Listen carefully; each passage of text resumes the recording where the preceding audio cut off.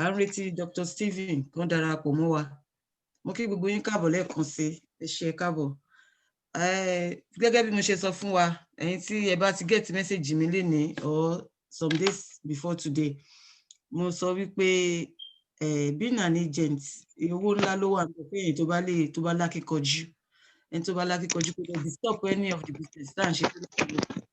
Kò sí jẹ́ tẹ̀ ń ṣe tẹ́lẹ̀ tó jẹ́ wípé ilé ìtẹ́fẹ́ ṣe yìí máa disturb ẹ̀, ó dẹ̀ máa ẹ̀ ní more money tẹ́ bá ṣe lè gbìyànjú sí, because tẹ́ ẹ̀ bá gbìyànjú ẹ lè get ẹ̀. So ó ní kéèyàn put effort on it. Tí ẹ̀ bá kọ́ bẹ̀rẹ̀ nígbà míì á dàbí kó difficult, bẹ̀tẹ̀ kó difficult. Mo kí gbogbo wa káàbọ̀, Ìyábọ̀dé Odùkọ̀yà lèmi jẹ́ gẹ́gẹ́ ṣe mọ̀ mí, ẹ jẹ́ ká rí gbọ́, as I was told nítorí mi ò sí ńbẹ̀. Tí mi bá rí àwọn opportunity tó ẹ káàbọ̀, ẹ mute ara. From Turkey, all the way. Ẹ káàbọ̀, gbogbo yín náà la máa dárúkọ ara wa lẹ́yọ kọ̀ọ̀kan. Mo ń dóde MD fún ara wọn kán darapọ̀ mọ́ wa, mi ò tí ì rí wọn bí rárá. Ẹ̀lú ẹ káàbọ̀ o. Ẹ káàbọ̀ gbogbo yín ni mo kí ẹ káàbọ̀. Ẹ káàbọ̀. Mo ń dóde ọ̀gá wa kan dé ní àmọ́ kán tó dé, bóyá àwa ta ti wà ń bí a lè introduce ara wa, tẹ́ ẹ bá mind pé ká introduce ara wa. Mo rí ẹnìkan tó ń jẹ́ Bùkọ́lá Rabiu, ẹ káàbọ̀. Ẹ káàsán. Ẹ káàsán. Hi B, ó dà pé wọ́n ti dìde níwájú. Ẹ káàbọ̀ sá. No, mo wà yìí. Yes sir. Ẹ káàsán máa o. Ẹ káàsán. Ibrahim lorúkọ mi, so àwọn èèyàn ń pè mí láì bí. Ẹ káàsán mọ́ mi o. Ẹ káàbọ̀. Abdulwasiu lorúkọ tèmi máa o. Ó dáa, Abdulwasiu Àríyọ̀, ẹ káàbọ̀. Ẹ fún mi láyọ̀, mo rí yín bẹ̀ yẹn, ẹ káàbọ̀ máa o. Ẹ káàsán máa. Ẹ káàsán máa, ẹ ṣé. Yóò rọrùn o. Àmín Ọlọ́run, àmín. Adégbìtẹ̀, mo rí yín, ẹ káàbọ̀ sà. Adégbìtẹ̀, ṣé ń gbọ́? Mute ara yín. Unmute ara yín, ká lè gbọ́ yín. Tẹ́ ẹ bá unmute ara yín, à ní gbọ́ yín. Adégbìtẹ̀, ṣé ń gbọ́ mi? Unmute ara yín, mi mọ̀ bóyá ń gbọ́ mi rárá. Ṣé gbogbo èèyàn tó wà nílé ló ń gbọ́ mi? Bẹ́ẹ̀ni ma. Ó dàpọ̀ Adégbìtẹ̀ ò gbọ́ mi. Adégbìtẹ̀ wọn ò gbọ́ mi. Ẹnìkan wọlé tó lo connecting to audio, okay, wọ́n ṣe ń connecting. Adégbìtẹ̀ ẹ káàbọ̀. Wọ́n ṣe ń connect sí audio wọn ni. Mr. Adégbìtẹ̀. Náà. Ẹ káàbọ̀. Ṣé tí ń gbọ́ mi dáadáa báyìí? Àwa náà ti ń gbọ́ yín. A ti ń gbọ́ yìí o. Ẹ káàárọ̀. Ẹ káàárọ̀, ẹ ṣé. Àlàáfíà lẹ wà. A dúpẹ́ fọ́lọ́run, ẹ káàbọ̀. Ó máa jẹ́ kí gbogbo ara jẹjẹ o. Àmín Ọlọ́run. Àmín. Ẹnìkan wà tó ń lo iPhone níbí, ẹ̀yin tẹ́ bá ti sọ̀rọ̀ ẹ lè mute ara yín padà ná. Kárí ó bàbá pọ̀. Ẹni tó ń lo iPhone, ẹnìkan ń lo iPhone níbí. Wọ́n lè introduce ara wọn tán bá mind. Bùkọ́lá Rabiu, okay, ẹ̀yin ti introduce ara yín. Ẹnìkan ń lo iPhone, ẹnìyẹn ti kúrò. Adéọlá Àlàbí, ẹ káàbọ̀. Ẹ káàsán mà. Ẹ káàsán mà, ṣàlàáfíà ní ṣe dáadáa lábá yín. A dúpẹ́ mà, ẹ kú ètò. Ọlọ́run ló ń tò, ẹ ṣé mo dúpẹ́. Galaxy A9. Mo rí picture yín, mo rí pé wà ń bíbẹ̀ tí mi mọ orúkọ yín, ẹ káàbọ̀. Ẹ káàsán mà. Rita lorúkọ mi. Okay, Sister Rita, ẹ káàbọ̀. Adéọlá Àlàbí, ẹ káàbọ̀ o. Ọláyẹmí iPhone. Ṣé ń gbọ́ mi? Mo ń gbọ́ yín mà, ẹ káàárọ̀ bí òru làwa wà ń bí. Ó ga ọrọ̀ ajé, Ọlọ́run ayọ̀ wa. Àjẹwà ń bí iṣẹ́ náà ni o. Soul, ẹ káàbọ̀ o. Mariam, ṣẹ́yìn gbọ́ wa ń bẹ̀? Ṣé Mariam ń gbọ́ wa? Abíọ́dún Ládégà, ṣé ń gbọ́ wa?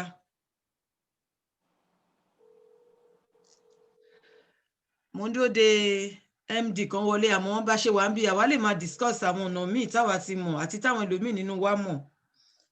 KMD tó wọlé ká máa discuss ẹ lọ.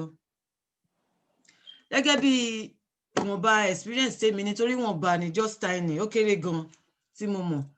pẹ̀lú kéèyàn bá wọn ralẹ̀ kéèyàn talẹ̀.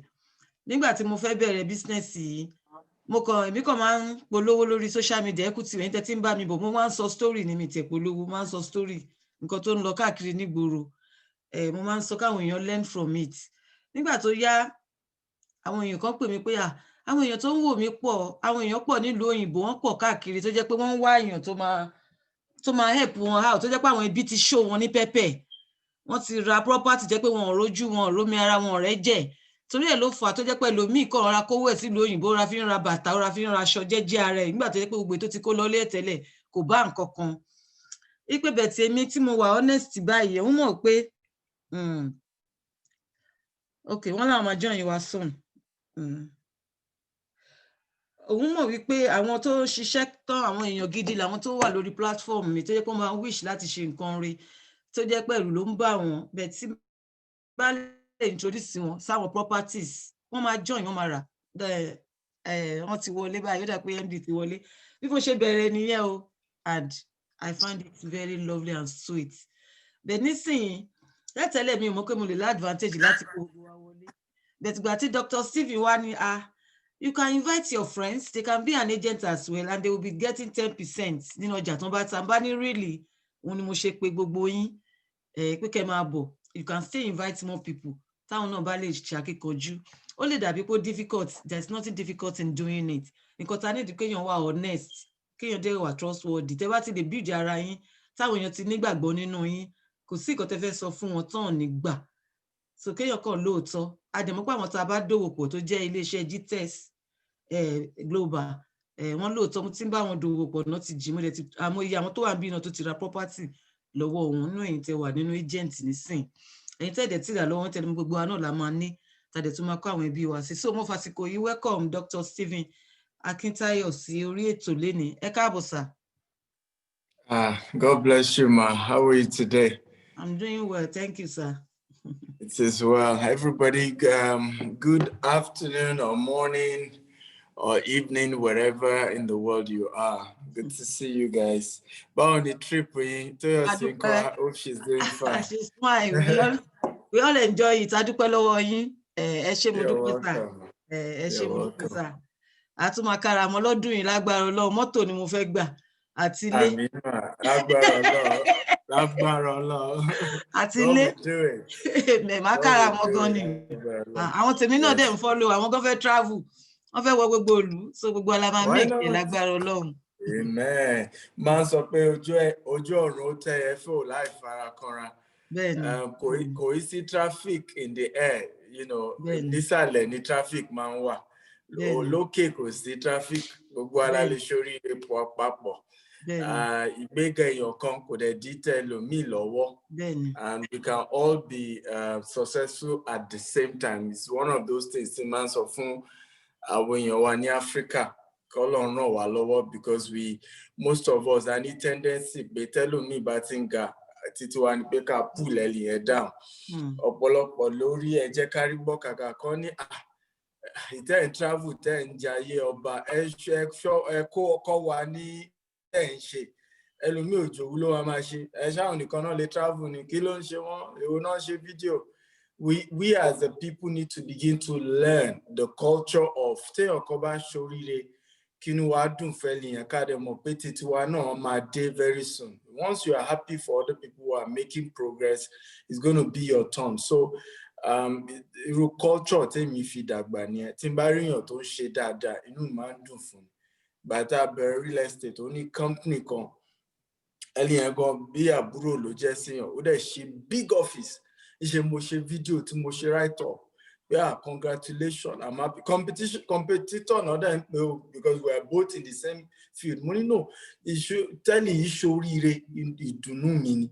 Ọlọ́run dẹ̀ ṣe nínú ọdún yẹn làwọn náà open big office tiwa. So, tí inú èèyàn bá ń dùn fẹ́ lómi tó ń ṣe dáadáa, you are next in line. So, I'm so happy for everybody who has joined. I believe that you guys are next in line for you know, extra income. I need extra income. You need extra income. So any opportunity to make something on the side is something we should all embrace. èèyàn máa ń wówó kówó ni so lágbára Ọlọ́run gbogbo aládé máa ṣoríire lọ́dún yìí. Àmín àmín àmín. Ẹ ṣé gan ni sà. Gbogbo ẹ̀yin tẹ́ wà nínú ilé mọ̀ gbogbo yín ló wù yín lẹ fẹ́ mọ̀ bẹ́ ṣe máa ṣe ó wù yín Ọlọ́run á dẹ̀ jẹ́ kó ṣeé ṣe fún yín. Ó máa dàbí pé ẹ sọ̀rọ̀ ń gbà mí ó lè wà difficult ẹ máa wò pé ṣé mi náà lè ṣe ṣá kò sẹ́ni tí ò lè ṣe o. Ẹ kàn continue láti máa put effort ó dẹ̀ wà easy torí ẹ̀ ni pé a tẹ̀ ní privilege láti invite MD wa inú wa dùn a dẹ̀ fẹ́ make use of it nicely lénìí torí wọ́n máa ń busy gan tá bá rí wọn mú wá sí irú nǹkan báyìí ká máa dúpẹ́ ní ká dẹ̀ make sure pé tó bá ṣe important questions tẹ́ fẹ́ kàn ṣàlàyé fún yín dáadáa màá fẹ́ pé kẹ́ sọ kàn dẹ̀ ṣàlàyé bó ṣe ń ṣe àti bó ṣe yẹ kó rí fún yín because àmọye mi tẹ́yìn náà máa bì lọ́mí tèmi gan torí mi náà ìṣe ń kọ́ṣẹ́ ni èyí tí mo lọ sí ibi tí mo lọ yìí a lot of things ni mo tún kọ́ tèmi náà dẹ̀ make sure pé màá sọ gbogbo ẹ̀ fún yín lẹ́yọ kọ̀ọ̀kan tèmi náà ṣe ń ṣe bẹ́ẹ̀ kò sí magic ń bẹ̀ so mo kí gbogbo yín káàbọ̀ lẹ́ẹ̀kan sí ẹ kàn mí sọ pé ẹ invite àwọn ẹlòmíì tó yẹ kó jàǹfààní káwọn náà lè jàǹfààní ẹni tó bá ní nǹkan kan láti béèrè lọ́wọ́ MD àwọn náà wà ń bí ìbáyìí gẹ́gẹ́ bẹ́ẹ̀ ṣe jẹ́ beginner tẹ́ ti bẹ̀rẹ̀ ó dẹ̀ ti pẹ́ tẹ́lómi ti wà nínú business yìí nínú yín torí mo mọ̀ pé àwọn kan nínú yín ẹ ti wà into real estate ẹ kàn fẹ́ join GTEX company náà ni láti tún rí more properties tó dẹ̀ máa fún yín ní owó gidi lórí ẹ̀ which is 10% gẹ́gẹ́ bí àdéhùn tó ń ṣe fún wa mo lérò pé gbogbo yín lẹ ti feel lẹ ti join with the link lẹ ti feel gbogbo details yín already so ẹni tó bá ní ìbéèrè nínú wa ẹ jọ̀ọ́ ẹ jẹ́ ká sọ bí Àríyọ̀ Wàsíù ẹ fẹ́ béèrè nǹkan àbí à ń gbọ́ yín ọ̀mùtà ara yín Àríyọ̀ Wàsíù ọ̀mùtà ara yín kẹ́ béèrè nǹkan tẹ́ fẹ́ béèrè Àríyọ̀ Wàsíù. Ok ma ló mà ṣé ń gbọ́ mi báyìí ma. à ń gbọ́ yín. Ra mà ẹ ká sùn mọ́ ra mà láti Turkey ni èmi mo máa ń mẹ́sẹ̀gì yín dáadáa náà pé mo fẹ́ bá yín ṣiṣẹ́ mi báyìí ní Turkey tẹ́lẹ̀ ni tí mo sọ fún yín pé mo gbé ní Turkey bọ̀ èmi náà ní interest náà lórí torí mi ò really ní idea nípa kìíní ẹ̀ bọ̀ mo ṣáà pé GTEX ẹ̀ máa ń sọ ń pa ẹ̀ bọ̀ nǹkan tẹ́mi kan ṣe join lẹ́yìn ni pé mo fẹ́ really mọ àwọn nǹkan wo ni àwa máa ṣe àwọn nǹkan wo ni because ó lè dáhùn pé sọmi táwọn èèyàn bá ń béèrè lọ́wọ́ irú èmi sí mi ò tí ì láì dí àwọn nǹkan tí mo fẹ́ ṣe níbi bàbá ó wù mí ẹ tí join link ni ẹ tí join ma. ok nǹkan tó ń ṣe níbí yìí nísìnyí wípé ẹ máa property tí GTEX bá ní wọ́n ní property káàkiri ní tiwọn ní gbogbo Nàìjíríà wọ́n ní properties káàkiri wọ́n dẹ̀ tún ní láwọn òkè òkun míì including Dubai so tí gbogbo àwọn property yẹn bá ti jáde ẹ máa rí flyers wọn ẹ máa polówó ẹ maybe nínú messenger yín ní WhatsApp yín ní any social media avenue tẹ́ bá ní ẹ share flyers yẹn àwọn lóbìnrin lè wà tó jáwọn èèyàn tó jáwọn ọ̀rẹ́ yín ní community yín níbi tẹ́ wà ń bẹ̀ yẹn tó jáwọn ọmọ Nàìjíríà tẹ́ mọ̀ pé yes at least wọ́n rí tọ́rọ́ kọ́bọ̀ wọ́n lè fi ṣe nǹkan rí sílé ẹ approach wọn pé nǹkan báyìí ń ṣẹlẹ̀ níbi báyìí nǹkan báyìí wọ́n ṣe ń sanwó rẹ̀ wọ́n ṣe ń ṣe rẹ̀ ẹlòmíì fẹ́ ṣe kò rí èèyàn tó wà trustworthy ni ẹ jẹ́ kó mọ̀ pé ọ̀nà rẹ̀ láti gbà ní nǹkan rẹ̀ nílé so tẹ́ bá ṣe ń tà náà ṣe máa san 10% ọjà tẹ́ bá tà sínú àkáǹtì yín bẹ̀tẹ̀ láti register with that link. mo fẹ́ register náà ni mo ti kọ́kọ́ fẹ́. máa fún registration yẹn tó bá dẹ̀yìn ètò ẹ béèrè so gbogbo àwọn flyers tó bá pín fún yín òun lè máa fi máa polówó èyí tí ò bá yé yín nínú àwọn nǹkan tó bá rí flyers ẹ pè mí kẹ́ béèrè ẹ lè drop message fún mi èyí tí ò bá yé mi náà èmi náà máa lọ bá ọ̀gá wa pátápátá máa béèrè so bí ṣe jẹ́ nìyẹn nǹkan tẹ́ bá tà lè máa gba 10% ẹ̀ wọ́n dẹ̀ nílé ní àwọn ìlú òyìnbó percentage tí wọ́n yàtọ̀ ṣe pé dollars ni. ẹ ṣe gbogbo explanation yẹn ti wà nínú gbogbo flyers yẹn. kò sí ọ̀n lè máa sọ percentage tẹ́ máa gbà nínú flyer bẹ̀rẹ̀ explanation owó tó ń tà. owó tó ń tà ok. ẹ wà ń bẹ̀ oye tẹ́ máa tà ẹni tó bá fẹ́ san owó cash ẹni tó fẹ́ san owó instrumental tó bá wà how many weeks how many days náà gbọ́dọ̀ san owó tán tó bá jẹ́ promo wà gbogbo ẹ̀ lẹ́ máa rí so ẹ̀yin lè máa lọ wá báyà síbẹ̀ tí àwọn ọjà lóyìnbó percentage tó máa ń fún yín yàtọ̀ irú ti Dubai sí wọ́n ní 2.5 ní dollars owó ńlá ni tó bá ṣe sí náírà fún yín tẹ́ bá tarú ẹ̀ méjì mẹ́ta àwọn olùbíyà wọn á máa wò pé ẹ̀ jáde nínú ilé níbo lẹ ti wá ń rówó wọ́n máa pè yín lólè because wọn mọ bí tẹ́ ti ń rówó wọ́n kàn rí pé ẹ̀ ń sùn ẹ̀ ń jí wọn mọ̀ pé lórí fóònù yín owó ló ń pọ̀ fún yín wọn mọ̀ pé lórí ibi tẹ́ wà yín o sí lórí social media láti máa ṣe nǹkan míì ju pé kẹ́ polówó àwọn kan wà tán ní ìdí ẹ̀ tán dẹ̀ lè ṣe wàhálà ẹ máa help wọn ẹ bá wọn get ẹ dẹ̀ máa gba percentage bó ṣe jẹ́ nìyẹn. ok ma ẹ ṣe gan ma lẹ́yìn ètò ma ẹ lè mọ bí ṣe máa fill fọ́ọ̀mù yẹn. mẹ́sẹ̀gì mi máa mẹ́sẹ̀gì reply yín ẹ ṣe ẹ mú ti ara yín ẹ ṣe. Is there anyone? Okay, IB ó yà kí mo rí pé eré ìṣòwò. Yeah, ẹ káàsán. Ẹ káàsán. Yeah, mo kàn fẹ́ béèrè àwọn ìbéèrè bí i one or two ṣá. Number one, okay, mo wà ní Island ní ẹni Lekki area ń bá mo ń gbé. So tí wọ́n bá ní client tó fẹ́ lọ inspect for example, níbo ni ọ́fíìsì wọn wà? Ní ẹni nearby. Yeah, number one question. So second question ni pé okay, mo rí pé only property kan ní ẹni Ogudu area. Okay, so yeah, personally came to the market. Of course, I'm doing this before with other companies. So I like to join as many companies as possible that have good properties. That market, I'm the believe GTS based on what to put out, go one nice. So this is a good property and more interested at the market because more repair one in mainland location from advert more nice. So my fellow like to check it from me not a link got him fair sorrow by the so me more provision to make from be to buy that check our property láti rí kò tó ká máa sọ fún yàn because kò tó lè sọ nǹkan fún yàn nígbà míì àbẹ̀gbẹ̀ kí ṣe mọ tó wà kí ni ìwọ fún ẹ mọ̀ pa nǹkan tó ń sọ fún ẹ yẹn tí ò bá ti rí you can't convince the person nígbà kan tó fẹ́ sọ̀rọ̀ nípa ẹ̀. So those are my questions. Number one, níbo ní ọ́fíìsì wọn tó wà nearby sí àwọn tó gbé ní Island. Number two, báwo ni kí ni provision fún àwọn consultant wọn láti lọ rí property wọn. Okay, then number three, okay, irú àwọn ó dà pé Ògùdù yẹn mi ò wá ṣọ́ fún fídíò tí mo rí mi ò mọ̀ bóyá ilẹ̀ omi ni àbí dry land. So tí wàá kí ilẹ̀ omi ni ṣé wọ́n máa sanfilẹ̀ kan tó allocate fún àwọn tó wá fẹ́ rà. So those are the three questions. All right, MD Adayin lóhùn àwọn ìbéèrè yín yẹn ẹ ṣé. All right. Okay, first of all, nice question. Thank you and nice meeting you. An office in near Omole phase 1. So just Google GTEX homes. You that are in Nigeria, it's very easy. About to Google GTEX homes, so might be address the office Jadi. We're also opening another office, Titi March near Banana Island. To might take care on the island, but right now Omole main office, head office, Wawa. As regards Ogudu, our inspection, I did have a great community. I'm on timetable inspection, so the community before Friday, next week Friday, needs one Fibo calendar or doing my sorry group here. They are more dates inspection. But tell you about any serious buyer. Today, boya offer inspection, Toyota City date the company to set aside. And admin, new group here, GCP hotline, new admin on every group. So I come contact admin, money client to fellowship inspection.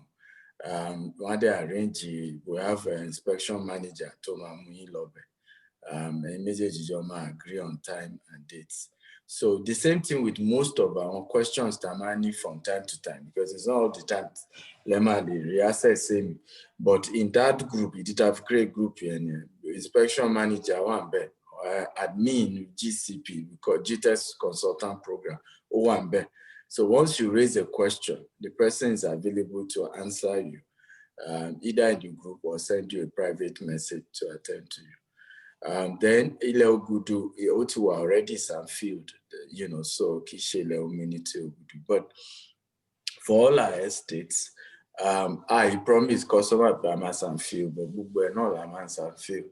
And the reason we don't promise customer, you have to you have to understand human psychology. Until about them back customer deal, when the customer is always right. So if you're not careful, what he promising ti ojepe umadi konti umada bi pe joniro.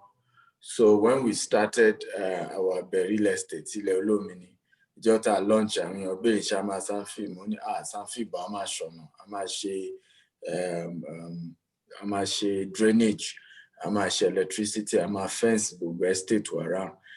ìgbà táyé ẹ̀dẹ̀ yọ nísìn gbogbo ẹ̀ là ń sanfil fúnra ra wa ó bẹ́tà bẹ́ẹ̀ yẹn ju ká ti sọ fún wọn pé a máa sanfil lọ ẹlòmíì gan ó lè má ní sùúrù kó máa ní ṣe bẹ́ẹ̀ ní ẹ̀ máa sanfil ó yẹ ẹ̀ sanfil lẹ́nìí ẹ̀ sanfil lọ́la meanwhile ó ti tẹ́kọ̀ àbẹ̀ yìí ẹ̀ ní sìkà tó ṣẹ̀ṣẹ̀ rí agbára àti máa ṣe sanfiling but kápẹ́ àti promise yẹn láti ilẹ̀ á di pé èèyàn ń purọ́ pé you promise you will sanfil you didn't sanfil so GTS man prefer ká promise less ká dẹ̀ fulfill more ju ká promise more ká dẹ̀ fulfill less lọ́mọdé wọn sọ fún àwọn oníbàárà wa torí pé èèyàn fẹ́ tajà kò mí pé kéèyàn máa purọ́ tílẹ̀ bá lómi ẹ sọ fún ọ ó lómi but gbogbo vi ṣe bómi ni gbogbo Lekki phase 1 ṣe bómi ni tó wá di tó dà lẹ́nì even Ìkẹjà gbogbo àwọn Jákàndé ìgbà tí Jákàndé bẹ̀rẹ̀ gbogbo MKO garden gbogbo àwọn ibi tó ń kọ́ sí GRA àwọn civil servant máa ń sọ pé Ọlọ́run má jẹ́ àwọn ilé bá Jákàndé lọ máa gbé gbogbo àwọn estate Jákàndé nǹkan gbà yẹn pé òun nìkan ló máa dá gbénu gbó tó lọ ń kọ́ because àwọn èèyàn mọ̀ pé ìdí tí airport ṣe wà ní Ìkẹjà ni pé inú gbó ni gbogbo Ìkẹjà yẹn ọ̀pẹ̀ bí allen ẹbọ náà máa ń ṣe ní in fact the broad daylight tí wọ́n bá ń kọjá ní allen nígbà yẹn ayé john wàá sáré ni because igbó orúmọlẹ̀ ni gbogbo ẹ̀ ló ti wá di ilé ibi tí wọ́n pa àwọn olówó ló ń gbé bẹ̀ but all those places were either forest or marshy land and that's why a máa ń sọ fún àwa tá a fẹ́ ṣiṣẹ́ real estate a gbọ́dọ̀ mọ̀ tá à ń tà. Right? Real estate is a futuristic project. Tó ní foresight ló ń ṣiṣẹ́ real estate. Chief Olúṣẹ́gun Ọbásanjọ́ sọ pé ìgbà tóun di president Nigeria, àwọn èèyàn wá láti Dubai ń bíbáyìí. Wọ́n á sọ fún òun pé kóun á invest ní Dubai. Òun ní ṣé orí yín pé ṣá? Nigeria tó jẹ́ savannah land ni ò invest. Ẹ̀yin desert àti sea water ni màá máa kó mi lé lórí. Ọlọ́run má jẹ́. Today now, Baba regrets the statement. At least personally, he could have invested with the little he had, right, in Dubai. Dubai ti dà nísìn. So, ọ̀rọ̀ real estate, ọ̀rọ̀ kéèyàn ní foresight ni. Àwọn màmá wa ń bì tán dàgbà, tán bá máa fún wa ní history, wọ́n á jẹ́wọ́ pé years ago, ó láwọn property táwọn bá ti rà. Táwọn dẹ̀ let go pé inú igbó ni Nàìjíríà máa dàrú, kò sí future. If I met a woman, one of our trainees in London, Mama is almost 80 now. Ona only head teacher ní one of the primary school ní Lagos Island. Nígbà tó bẹ̀rẹ̀ sí ta Admiralty Leko, that's Lekki phase 1. Gbogbo ibi Admiralty, and you live in Lekki, so you know. Pé wọ́n máa gbé ìwé wá báyìí ní fáwọn teacher pé ìjọ tó bá drop 500, wọ́n á call against your name 500. But you rule at the end of the month.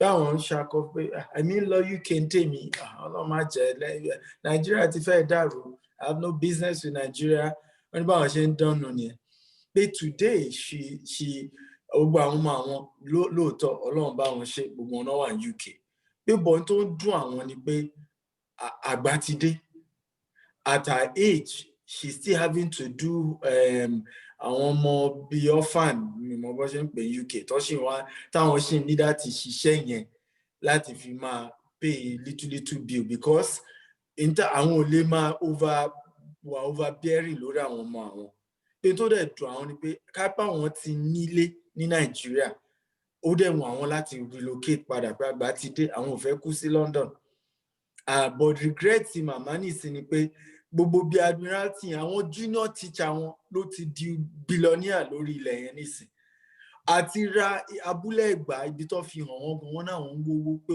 àwọn ò rí enough money láti ra abúlé Ẹ̀gbá can you imagine such a person so máa ń sọ fún àwọn ẹ̀pẹ́ ọ̀rọ̀ real estate kì í ṣọ̀rọ̀ ibẹ̀ yẹn jìnnà ibẹ̀ kò sí ibi tó jìnnà because ibi tẹ́ ẹ pè ní bush lẹ́ni ló ń di city ọ̀la in the 60s.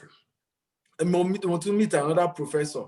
If he to study in the UK. Baba ni pé wọ́n fáwọn ní 6 acres ní Surulere. Over 50 years ago, àwọn ní Ọlọ́run má jẹ́ what will I do with Surulere? Báwo ṣe èdè láti UK gbà yẹn ni. Báyìí wọ́n ṣe máa ní káwọn lọ nú gbó bẹ́ẹ̀ yẹn. No, he has no business with Surulere. In fact, he said he's one of his because Baba yàrá lẹ̀ lọ́wọ́ wọn látàn. wọ́n ní so ìgbà tó ń fi ilẹ̀ àtàn àwọn tó wá fẹ́ bẹ̀rẹ̀ akọ̀yàwó àní bó ṣe ṣakọ Sùúrùlérè nìyẹn pé àtàn yìí rà á àbáwọn ṣe ralẹ̀. So he sold one of our property in Aton to us. So was that giving us that history pé àwọn ò bá ti dolówó burúkú by now pé bọ̀ ìgbà yẹn àwọn kan náà ibi igbó ni ibi olómi ibi mi ò fẹ́. But all those ibi táwọn sọ pé ó jìnnà ẹni sì ló ti di nǹkan ńlá. So we as a realtor future mindset yẹn la gbọ́dọ̀ máa kọ́ àwọn èèyàn wa. You know, ẹ wo rú èmi gan nísìn when we started àwọn èèyàn mọ̀ kọ́ wa ni ọ̀nà àwọn talẹ̀ ìlò omi ni kìnnìkan. Today the same people tó ń fi wá ṣe ẹ̀yẹ God has blessed you and it's the grace of God ṣe mọ̀ ilé tọ́lọ́run bá ti ní kádàrá pé ó máa ṣoríire. So wọ́n ṣe kádàrá pé kí wọ́n máa ṣoríire.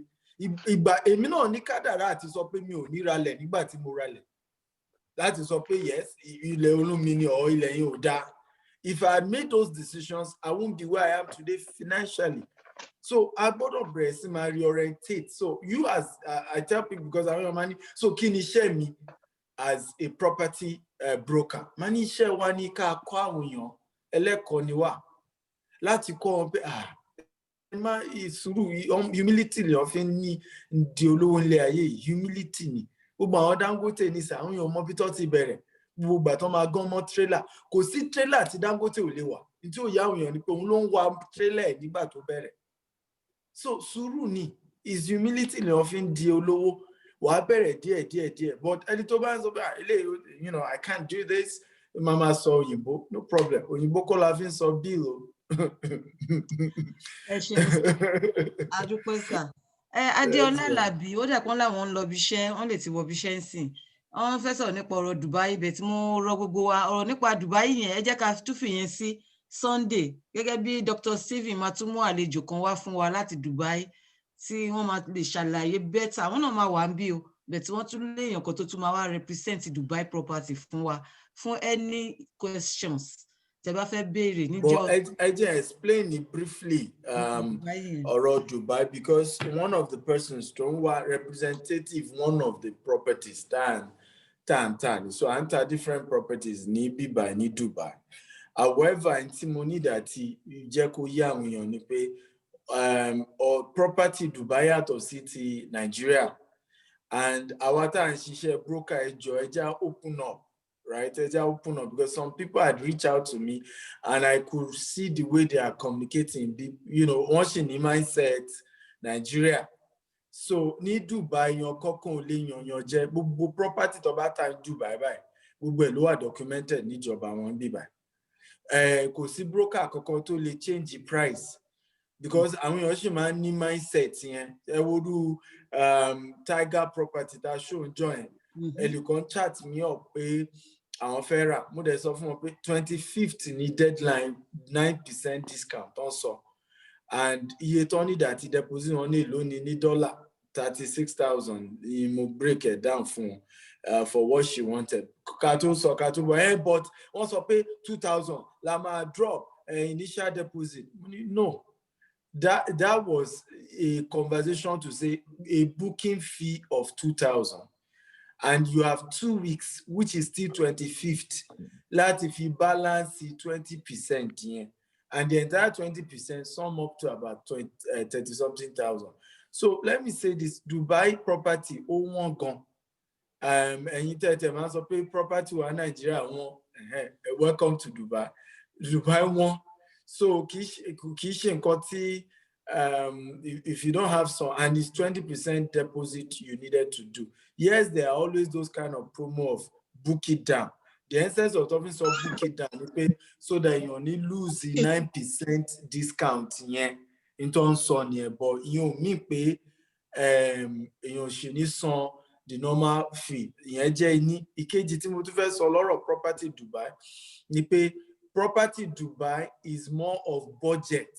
Unlike Nigeria, tẹ́bá fẹ́ ra lẹ̀ Nigeria ní sẹ́bá ní gbogbo ilẹ̀ ní Nigeria ẹ fún mi flyer wọ́n á dẹ̀ fún yín ẹ máa mú tòun yìí Dubai yàtọ̀ sí yẹn Dubai yín lẹ́ máa sọ pé iye budget mi ni o a máa sọ fún yín ṣé property wà tó meet up budget yín o àbí kẹ́ increase ẹ̀ díẹ̀ o àbí irú property tẹ́ máa lè get at this particular amount ni. So it's a bit different from Nigeria. Nigeria needs, yes, gbogbo property data la ní flyer tá máa tẹ̀ fún yín list ẹ̀. But in Dubai is different. The only thing we are doing in Dubai is that between now and Friday, we will give you like 5 different properties to turn in Dubai and Lira. You know, and it's because they are called off-plan sales. It's more off-plan sales. Ni pay ocean 2 years. It mean 3 years. It mean 4 years. But most of the property totally were ready to want cotton. These are not things that there are many of them, uncountable, right? So you come so pay your budget in you at a fairly totally ready one at the mabayiwa. I'm offering options, whether it's 5 options or so, once we know your budget, and then you choose what you want. But don't carry the mindset of maybe if I tell them my budget, right? Changing Dubai is not property business in Dubai is not like very well regulated, you know, so there's nobody totally change the price of what they are doing for you. Ẹni tó ti nídìí ìbéèrè yẹn gangan gbogbo alówúlò fún Adéọlá Àlàbí ó dà pọ́n ti wọ ibi iṣẹ́ àti rìkọ́ọ̀dù nǹkan tá à ń ṣe yìí wọ́n padà máa wò ó. So ẹ̀yin tó dà pé nìkan náà tún lóun fẹ́ béèrè níbẹ̀ yẹn Bùkọ́lá Rábíù ṣé wọ́n ti dáhùn nǹkan tẹ́ fẹ́ béèrè ni? Ọ̀hún mi ti ara yín.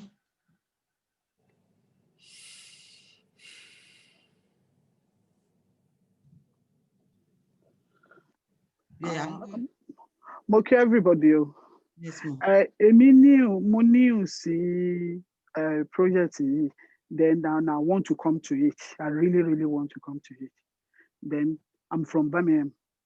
Ara àwọn question tí mo fẹ́ béèrè lọ́wọ́ wọn náà ni mo rí pé wọ́n ti down.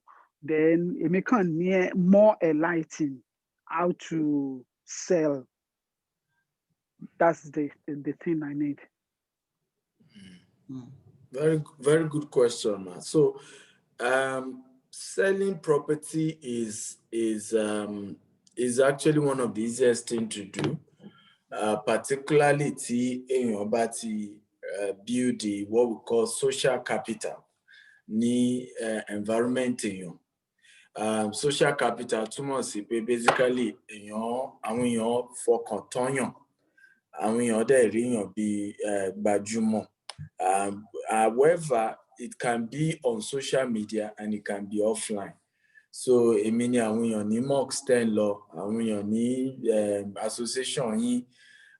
Once tẹ́ bá ti ní flyer, video, ọjà tẹ́ ń tà. The other thing you need náà tún ni pé irú gbogbo ohun tí mò ń sọ earlier, you need the mindset yẹn náà, because anytime máa encounter nìyẹn. For example, ẹ lè lọ fún yàn pé mo ń ta property in Nigeria. Nigeria ó lè ní everybody Nigeria. Mi ò lè bá anybody wọ́n á dẹ̀ bẹ̀rẹ̀ ẹjọ́ yẹn láti. Of course, ti yín ṣe kẹ́ ẹ bá wọn jiyàn. Your own is to say, but I agree with you, but ẹni burúkú ti bàyàn rere jẹ́, but ọ̀sà. And then you start giving them instances, you know, of people whose life has turned around because of their decision. Láti wo the other way around. Mo meet woman kan ní, I did a training ní Baltimore last year. One invites me, and after the training, woman kan approached me, said, you know, pé àwọn ṣẹ̀ṣẹ̀ retire ni. Pé for almost 25 years, àwọn tí ń san owó ilé kan. Àwọn wá ní challenge ní iṣẹ́ àwọn and income. Pé bí wọ́n ṣe gba ilé yẹn lọ́wọ́ àwọn nìyẹn. Pé equity kan tán ni ó máa ní. Pé ó ti ní equity. Wọ́n náà wọ́n tà below the market price. So at the end of the day, Mama gbogbo owó tán sọ fún 25 years, all gone. She now said from that time, táwọn lose ilé àwọn ní Baltimore. Àwọn decide pé, you know, ilé yá. Mo kúkú ti dàgbà káwọn bẹ̀rẹ̀ sí máa ra nǹkan sílé pé mi ò ní believe pé àwọn ní over 1 acre nísìn ní Nigeria in less than 5 years. Táwọn decide láti ní pé káwọn tẹ̀ focus on ilé. So the reality is our encounters tell money is those wall, our rejections, and your ability to share stories will help. Another thing to need to be able to sell property in Nigeria, the personal testimony. So that because once you are able to say, no, it's true, but receipt document meeting on somewhere there. MRP, the mindset just changed.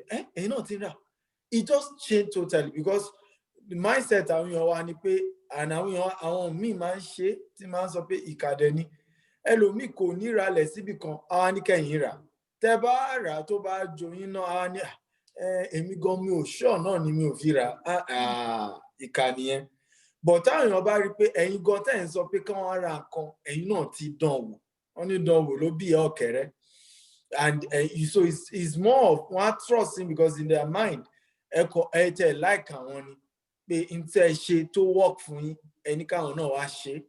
So man of our brokers, but even me, to man help me because when I train some of our staff, and now guy, you're a supermarketer, man. There's nothing super there. It is our client, human trust me. But I'm up to mumai lati filo ko sibicon. I'm up me MD company. So moko misile and kinto amata. So into ba mu mi ko misibe. Obviously, they trust everything I say. Right, but the reason why for other people is not difficult is that you are a marketer. So I tell people, don't approach this as a marketer. Rather approach this as a consultant, as a referral program. What's the meaning of being a consultant? Consultant means pay master. You're a professional at it. So all you are doing is you are guiding, you are counseling, you are advising people on how to go about the investment. I've met several people, they're even older than my parents. They will say, look, forget it, you are my mentor. You are my mentor. If I had known what you know at your age, I would have been a billionaire today. Yes, and many of them will say, I thank you for guiding me, for giving me this advice. I might need good friends to advise me right. For example, most I want to mama complain pay me only invest in Nigeria. Okay, kí lẹ wá fowó yín yẹn ṣe on lè pinpoint nǹkan táwọn ti fowó yẹn ṣe. Ẹlòmíì ti wà ní òkè òkun for 20 years. On lè pinpoint pé àwọn ti sanwó ilé kan tán. Wọ́n ti tried several mortgage programs. Wọ́n rí ṣe tán. So what will you count? There's a woman, for example, she came to me yesterday, office where I need to buy me, but she says, I need you to mentor me. I look back now, 10 years of my life. Yes, Molo Kiki, I your mom, because she's also a social media influencer. But Kinte ni kokonti muti she ni oruko mi ni oni. Oko mi deni because she's young, but Oko to fe, Ausani. So Oko God is like 30 years older than her. So she had to say to herself, Tim Bashora, àgbàlagbà lọkọ tí mo fẹ́ kò ní pẹ́ lọ nísìn ọmọdé dẹ̀ ni mí mo dẹ̀ lọ́mọ méjì. So she had to say to herself, I need to start doing something for myself now, and that's the kind of counseling conversation tí mama ní pẹ̀lú àwọn èèyàn. So it's more of a counseling rather than marketing. It's more of an advisory role rather than pay ewaraja, ewaraja. No, it's just advice and I hope people will listen. Ẹnìkan wà ẹjọ́ má bínú Mr. Ariyo, Mr. Adé, ẹnìkan Adé wọ́n ti rí ìṣòwò látàárọ̀. Ẹ jẹ́ ká gbọ́ tó bá wà ńbẹ̀. Obìnrin ni mí o, mi ṣe. All right, ẹ má bínú sí wa. À ń gbọ́ yín. Ẹ káàsán everybody. Láti Manchester ni mo ti ń sọ̀rọ̀. Mo send kíní flyer àti ìkòdú yẹn sí èèyàn kan lánàá. So ó wá bí mi ní àwọn question kan pé ilẹ̀ yẹn tán pè ní 8 million yẹn. Ó ní ṣé 3 months ni tán bá san 1 million yẹn at once, ṣé 7 million tó kù yẹn pé ṣé láàárín 3 months ni wọ́n máa san ni náà máa san balance tó kù. Then ṣé gbogbo dọ́kúmẹ́ǹtì fún property ilẹ̀ yẹn ipe ṣó ti wà ó ti wà gbogbo C of O survey gbogbo àwọn nǹkan bẹ́ẹ̀ pé ṣó ti wà inclusive pẹ̀lú 8 million yẹn ni.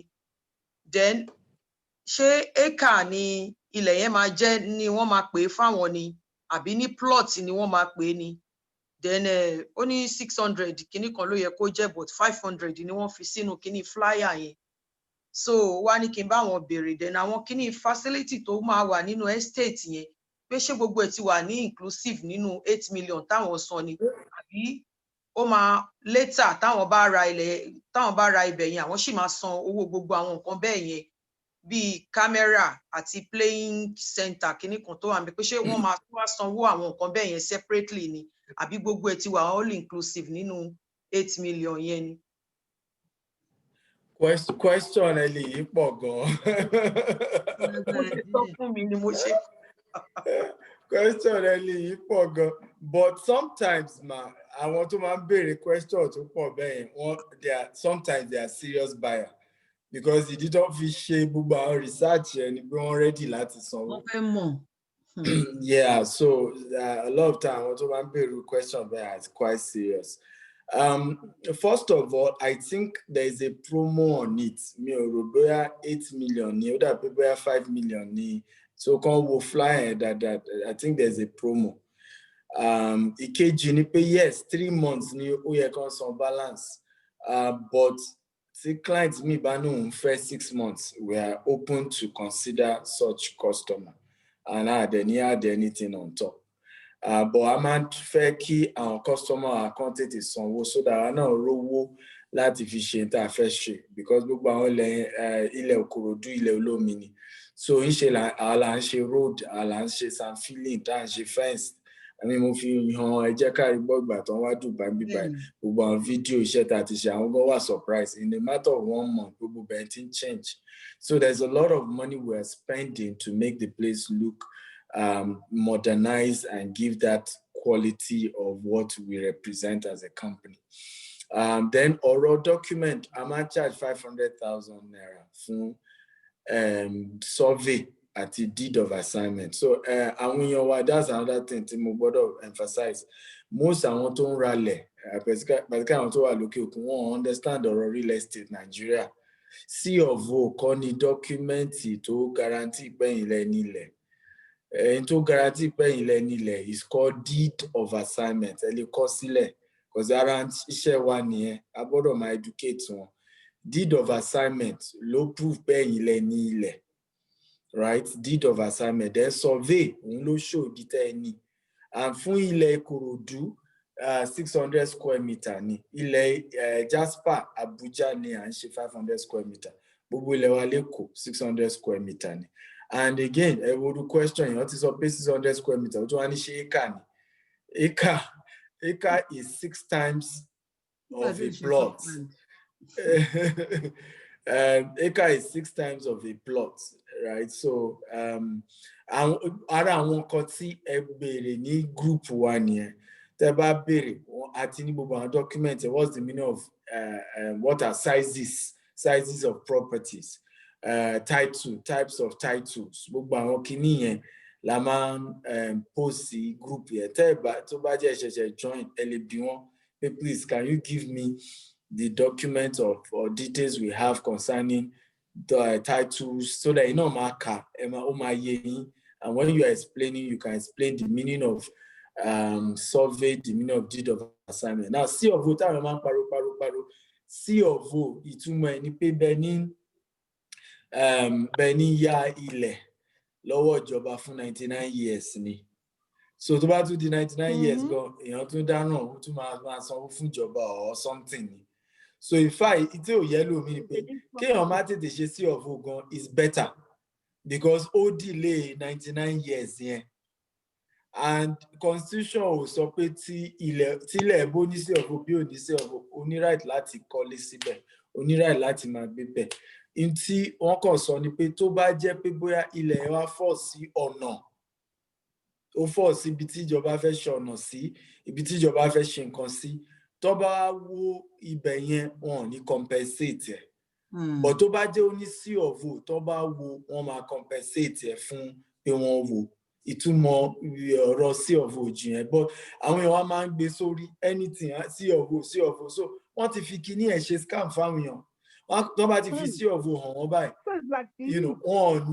wọn ò ní deed of assignment ló dẹ̀ really transfer ilẹ̀ pẹ́yìn ilẹ̀ nílẹ̀ iye C of O. In fact, C of O most times èèyàn ìdá ní C of O usually is called global C of O.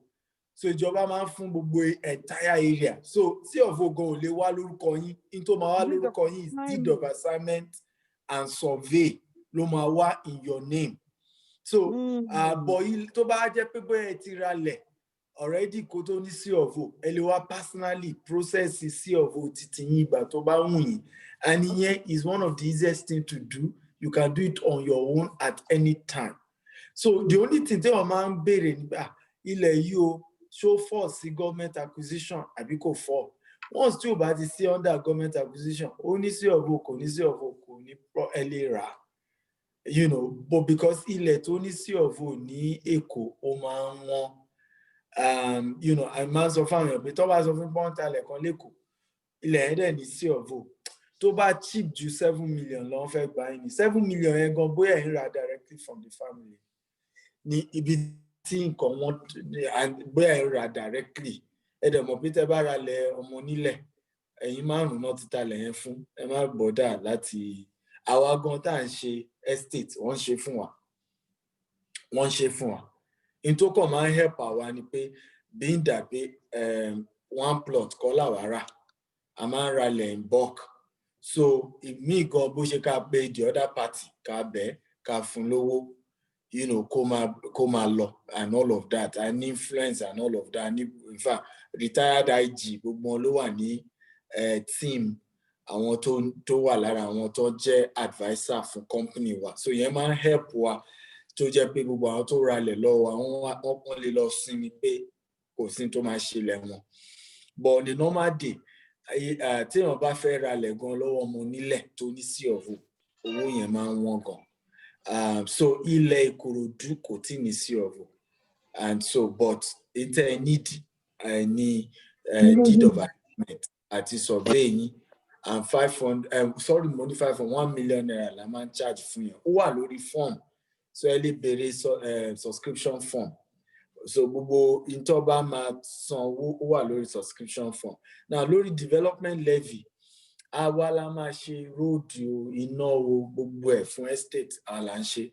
but à ń charge nǹkan tó ń pè ní development levy wọ́n dẹ̀ máa ń ṣe gbogbo estates ní Nàìjíríà even ní US àwọn tó nílé inside an estate ó ní particular tax làwọn máa ń pè lọ́hùn tó máa ń san so ìyẹn ní àwọn owó maintenance owó development à ń ṣe nǹkan à ń ṣe gbá and GTEX 1.5 million la máa ń charge fún each of our estate fún owó development levy but iṣẹ́ wa ni láti ṣe road o fence o gatehouse láti make sure pé a protect ilẹ̀ yín so one of the reasons táwọn èèyàn fi máa ń bá GTEX dàwọ̀ pọ̀ ní pé ìkíní kódà kó jẹ́ 50 years lẹ́ padà wá ilẹ̀ yín ẹ̀ máa bá ń bẹ̀ ìkejì anywhere tẹ́ bá wà in the world document yín a máa fi Korea a máa fi send ẹ̀ sí so kò sọ̀rọ̀ cousin mi ló lọ gba document ó wá lọ ta ilẹ̀ mi no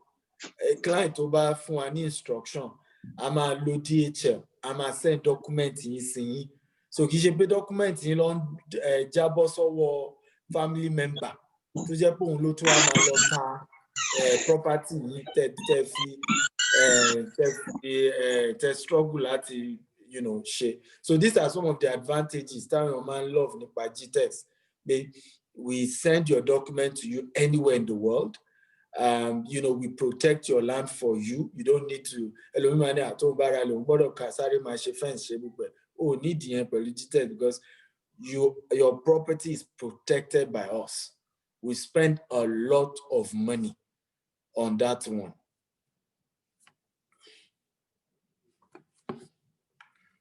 Ẹ ṣeun sá, mo dúpẹ́ lọ́wọ́ yín. Gbogbo ẹ̀yin tẹ́ sọ pé ẹ fẹ́ sọ̀rọ̀, mo rí yín o lẹ́yọ̀ kọ̀ọ̀kan máa dọ́dọ̀ yín. Fúnmiláyọ̀ Mákindé, àwọn náà ti rèsì owó ti pẹ́. Lẹ́yìn ìgbà yẹn máa pe Mr. Àríyọ̀. Fúnmiláyọ̀ Mákindé ṣe wà ń bẹ̀. Ó wà ń bẹ ẹ káàsán máa, a kú ètò mọ̀. Ọlọ́run ló ń tò ó, ẹ káàbọ̀ mọ́. Ìbéèrè tèmi ò pọ̀, ó dẹ̀ pọ̀ díẹ̀.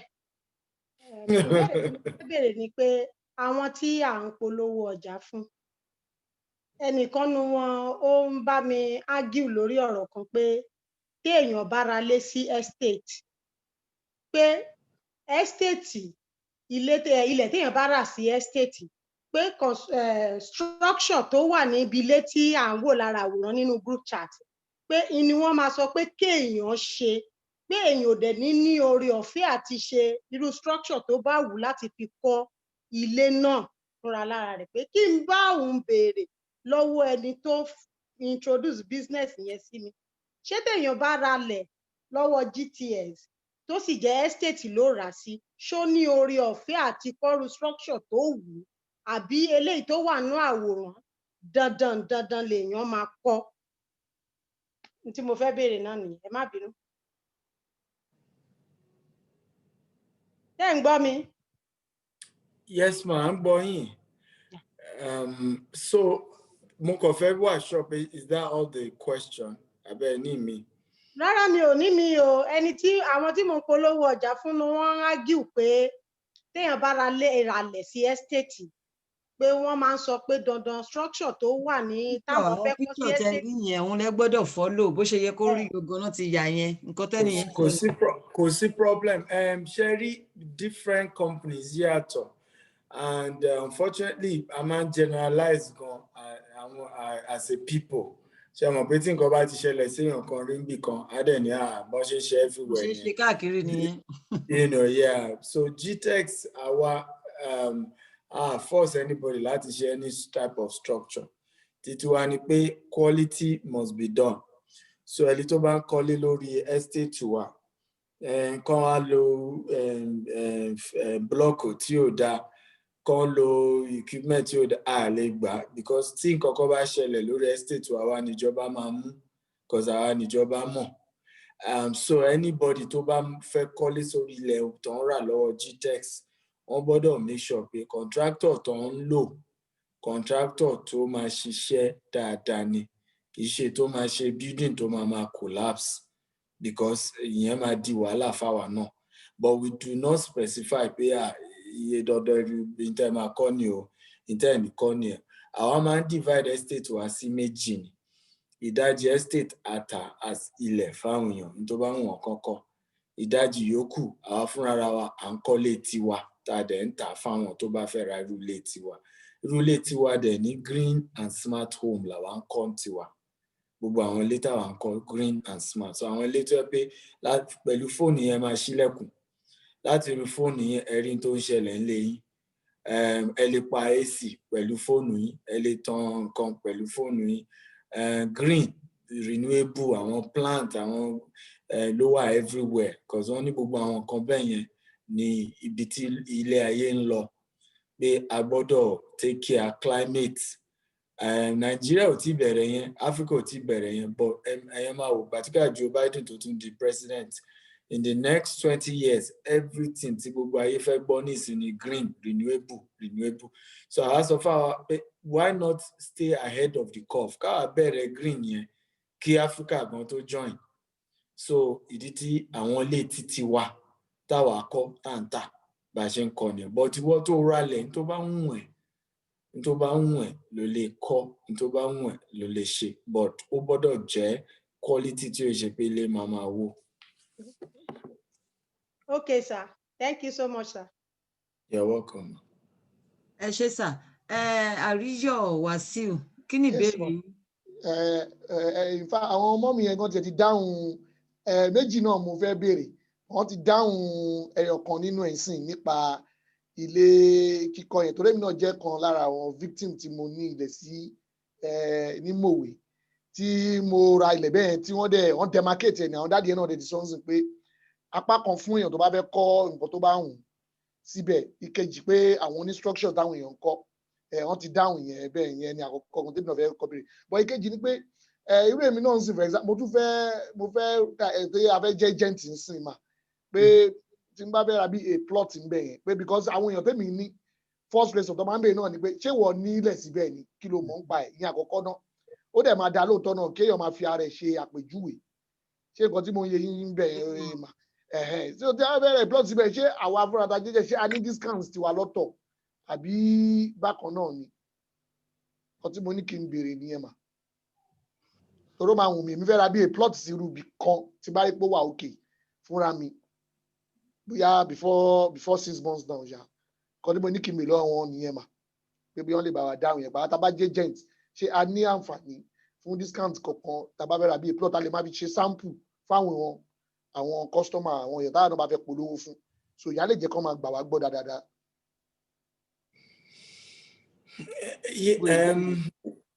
Well, yes and no ni ọ̀rọ̀ ṣe ní discount.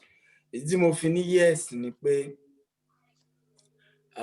ṣe mọ̀ pé the way we work is that tó bá introduce èèyàn ló máa gba 10%, right? So we can work something out with EJEKARIGBO tá bá mọ̀ pé tí quantity ẹ̀yin tẹ́ wà ń bí tẹ́ fẹ́ rà so that ẹ máa lè fi ṣe sample because I can assure you that èèyàn tó bá rà is easier láti tà. One of our best marketer gan ní Lẹ́kọ̀ọ́ secret ẹ̀ nìyẹn ibi tẹ́lómi struggle in a month ó ti máa ta 10 plots and ìdí ni pé òun náà rà nù estate yẹn. So document ẹ̀ ló kàn máa fi hàn because normal typical tó bá ti bá ọ̀rẹ́ ẹ̀ sọ̀rọ̀ lókè òkun mi ò ra kankan Nàìjíríà ó lé ní akọ̀ǹsẹ́ń dání wò èmi náà ti rà mi ò ní gbà tí ó bá jẹ́ pé nǹkan tí wọ́n máa cheat mi ni èmi náà ò ní kówó mi sí. So immediately àwọn ọ̀rẹ́ ẹ̀ bá dẹ̀ ti gbogbo wọn náà rà. So tí nọ́mbà yín bá pọ̀ a lè work out something tó yẹ pé 10% tó yẹ ká san fún ẹni tí ó rí fa yín a lè work out something tó yẹ pé discount yẹn la máa fún yín lórí ilẹ̀ tí yín so ẹ máa ní extra 10% discount lórí ẹ̀, right? And yeah, so we work out tá bá ní a good number of people we can work something out fún ẹ̀yin but kì í ṣe nǹkan tẹ́ máa sọ fún everybody yet because tó bá work with you may not extend it to the other because we have over 2,000 almost over 3,000 consultant program. So ẹ̀yin tẹ́ wà attached to EJEKARIGBO la fẹ́ so it's not something you tell others who are in the program, yeah. Ẹ ṣé gan sir.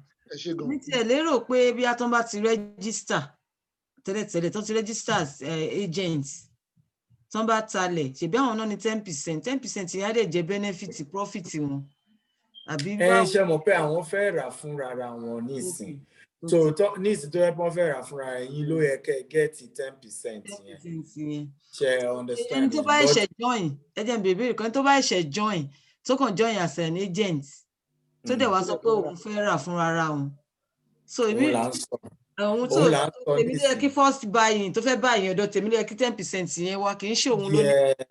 Yes ọ̀dọ̀ tí ló yẹ kí 10% yẹn wá bí n dà pé bọ̀ ní tá à ń sọ nísìnyí pé èmi àti ìjọ máa sọ̀rọ̀ ń pa tí a bá ní good number a máa fún wọn ní 10% discount yẹn so wọ́n á on less than 10%. All right, sir.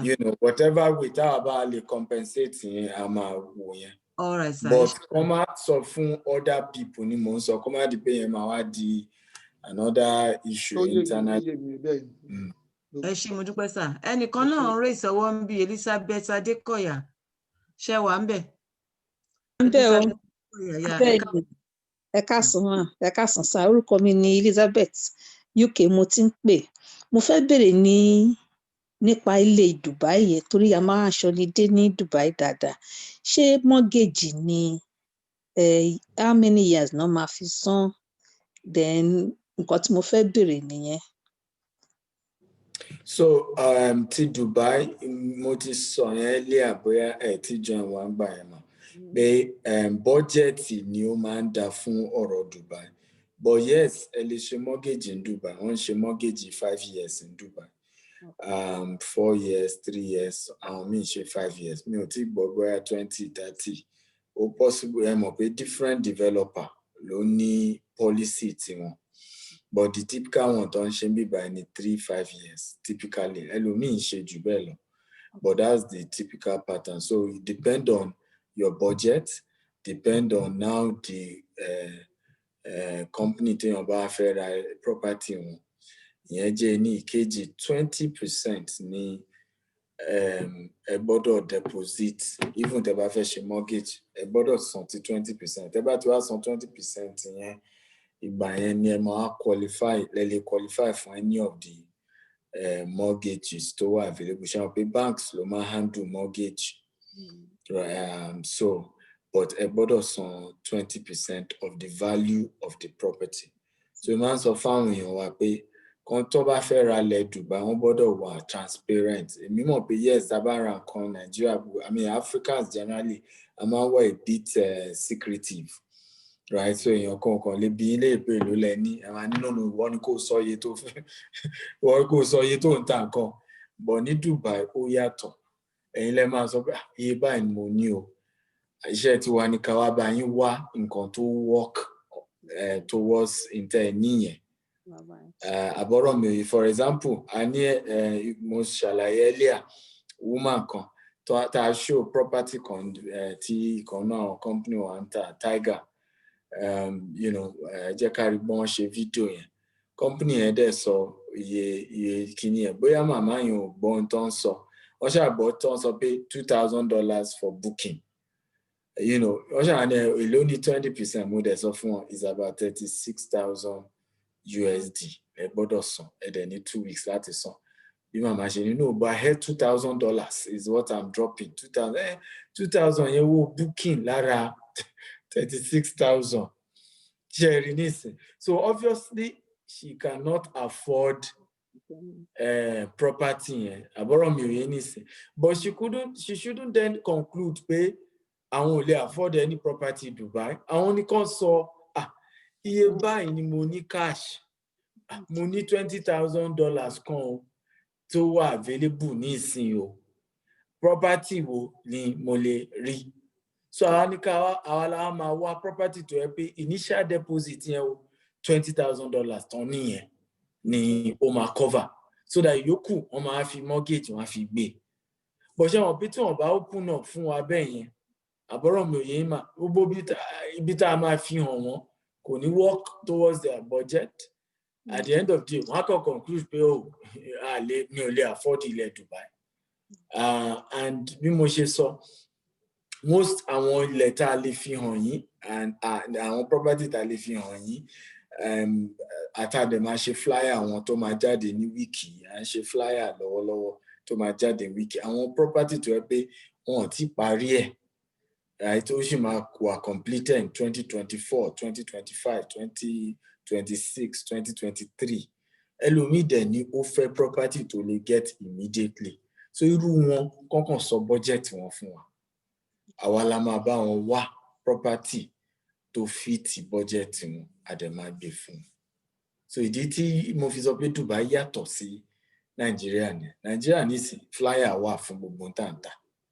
So ẹ̀yin lẹ ti máa wò, tẹ́ ti máa conclude. But bí báyìí, ẹ̀yin lẹ máa kọ́kọ́ sọ internally afford. I need access to over 100,000 different properties in Dubai, in United Arab Emirates, in portal, because Dubai to automate gbogbo nǹkan, gbogbo ló wà automated, gbogbo ló wà computerized. So once the customer bá ti sọ budget wọn fún wa, àwa kàn máa lọ portal wa, máa search into work, a máa convert owó yẹn sí dollar àbí pounds. So a máa lè fún iye into jẹ́ ní currency yín ni o, and into the work with your own budget.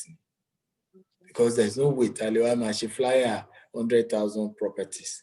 Tabade tún ṣe gan, tababe sí gbogbo abẹ́ sí polówó ẹ̀, ó lè jẹ́ ọ̀la lẹ́lòmíì máa ti sanwó ẹ̀. So by the time tẹ́mi bá mú customer wá, tẹ́mi máa ti sọ iye price kan fún wọn. Before you know, wọ́n sọ pé wọ́n ti ta lé yẹn o. Ṣe ń get tí mo sọ, á tún wá dàbí pé bóyá irọ́ lẹ̀ ń pa fún wọn.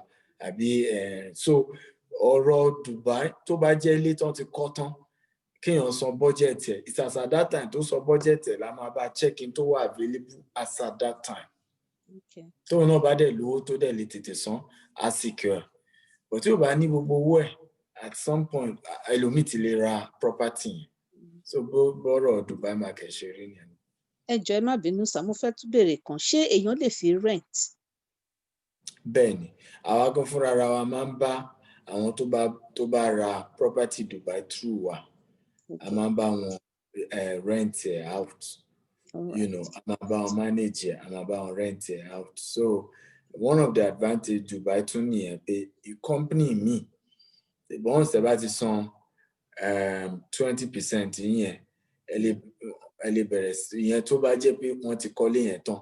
Mo ń sọ ìmí o, ẹ̀ṣẹ̀ rí ìdí tí mo fi náà ọ̀rọ̀ Dubai kò sí nǹkan kan tó wà fix because all these things are not fixed. So but company mi gbà pé tẹ́ bá ti san 40%, wọ́n á fún yín kọ́kọ́rọ́. Company mi 60%, wọ́n á fún yín kọ́kọ́rọ́. Tẹ́ bá dẹ̀ ti gba kọ́kọ́rọ́ yín, ẹ lè bẹ̀rẹ̀ sí rent out. So lára owó tí ẹ̀ ń gbà gan fún rent, ó lè jẹ́ inter máa fi complete mortgage, you know, so that option is there. Okay. I would like to have your details and because I want to go direct anyway. So possible. Sherry, I do not. GTEX is a company of over 300 staff, right? So, gbogbo tá à ń ṣe gan, èmi gangan mo wà in charge. Ọ̀rọ̀ Dubai nìsín ní branch manager, only latest information ju èmi tí mo jẹ́ MD lọ, because òun ló wà ní Dubai bíbá. Èmi, you know, I'm in Nigeria today, I'm in US tomorrow, you know, because I need different business everywhere. So entirely ṣe ni pé a lè fún yín ní contact branch manager ní Dubai. So Elian ní gbogbo information and we'll be able to help you out. Yeah, kò sí problem. Because we're sir. Thank you very much. Thank you. You're welcome. Yes, ma'am. Yes, sir.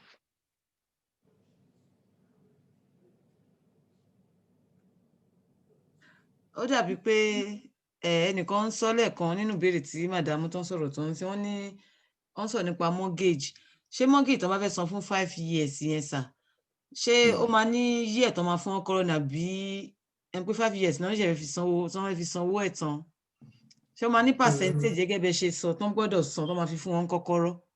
Àbí bẹ́ẹ̀ ni ó percentage ni, so ó depend lórí company mi máa ní tẹ́ bá ti san 40%, wọ́n á fún yín kọ́kọ́rọ́. Company mi máa ní 60%. However, company mi gan tí kọ́lé tán, so ẹni tí company mi máa sọ fún yín ni pé between now and ìgbà táwọn máa kọ́lé yín tán, ẹ̀yin try láti san 60%. Wọ́n á dẹ̀ sọ fún yín pé bóyá 2024 làwọn máa kọ́lé yín tán.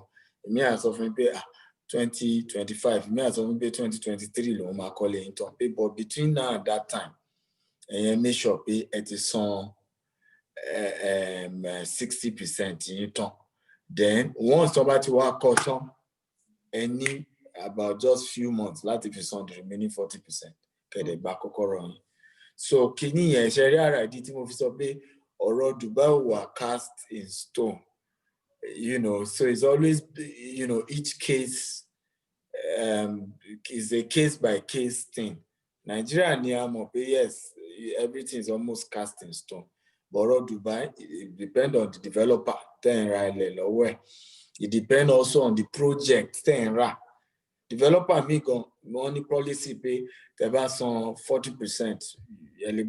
But another project, no project eléyìí o, ẹ gbọ́dọ̀ san 80% kan tó fún yín kọ́kọ́rọ́. So gbogbo kíní yẹn is always depending on. That's why I'm telling gbogbo àtàntà ọjà Dubai ẹ jọ̀ọ́ ẹ sọ fáwọn èèyàn yín kàn san budget wọn. Ẹ̀yin sọ fún wọn kí ọ̀rọ̀ Dubai ò sí mágòmágó. Gbogbo nǹkan ló wà computerized. Èèyàn kan ò lè fowó kún in tó ń tà fún yín Dubai, kò possible. So kàn máa yọnu, kàn máa bother pé you know tí n bá sọ fún wọn pé iye báyìí ni bóyá wọ́n máa lọ inflate ẹ̀, kò sí tó jọ bẹ́ẹ̀ yẹn Dubai. Dubai is very structured. In fact, owó tẹ̀ ń san ibi tí Dubai lè dé, owó ilé tẹ̀ ń san gan kò lọ àkáǹtì ẹni tó nílé.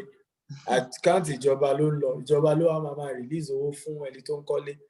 So ibi tí ọ̀rọ̀ Dubai dé nìyẹn. Dubai is very, very structured.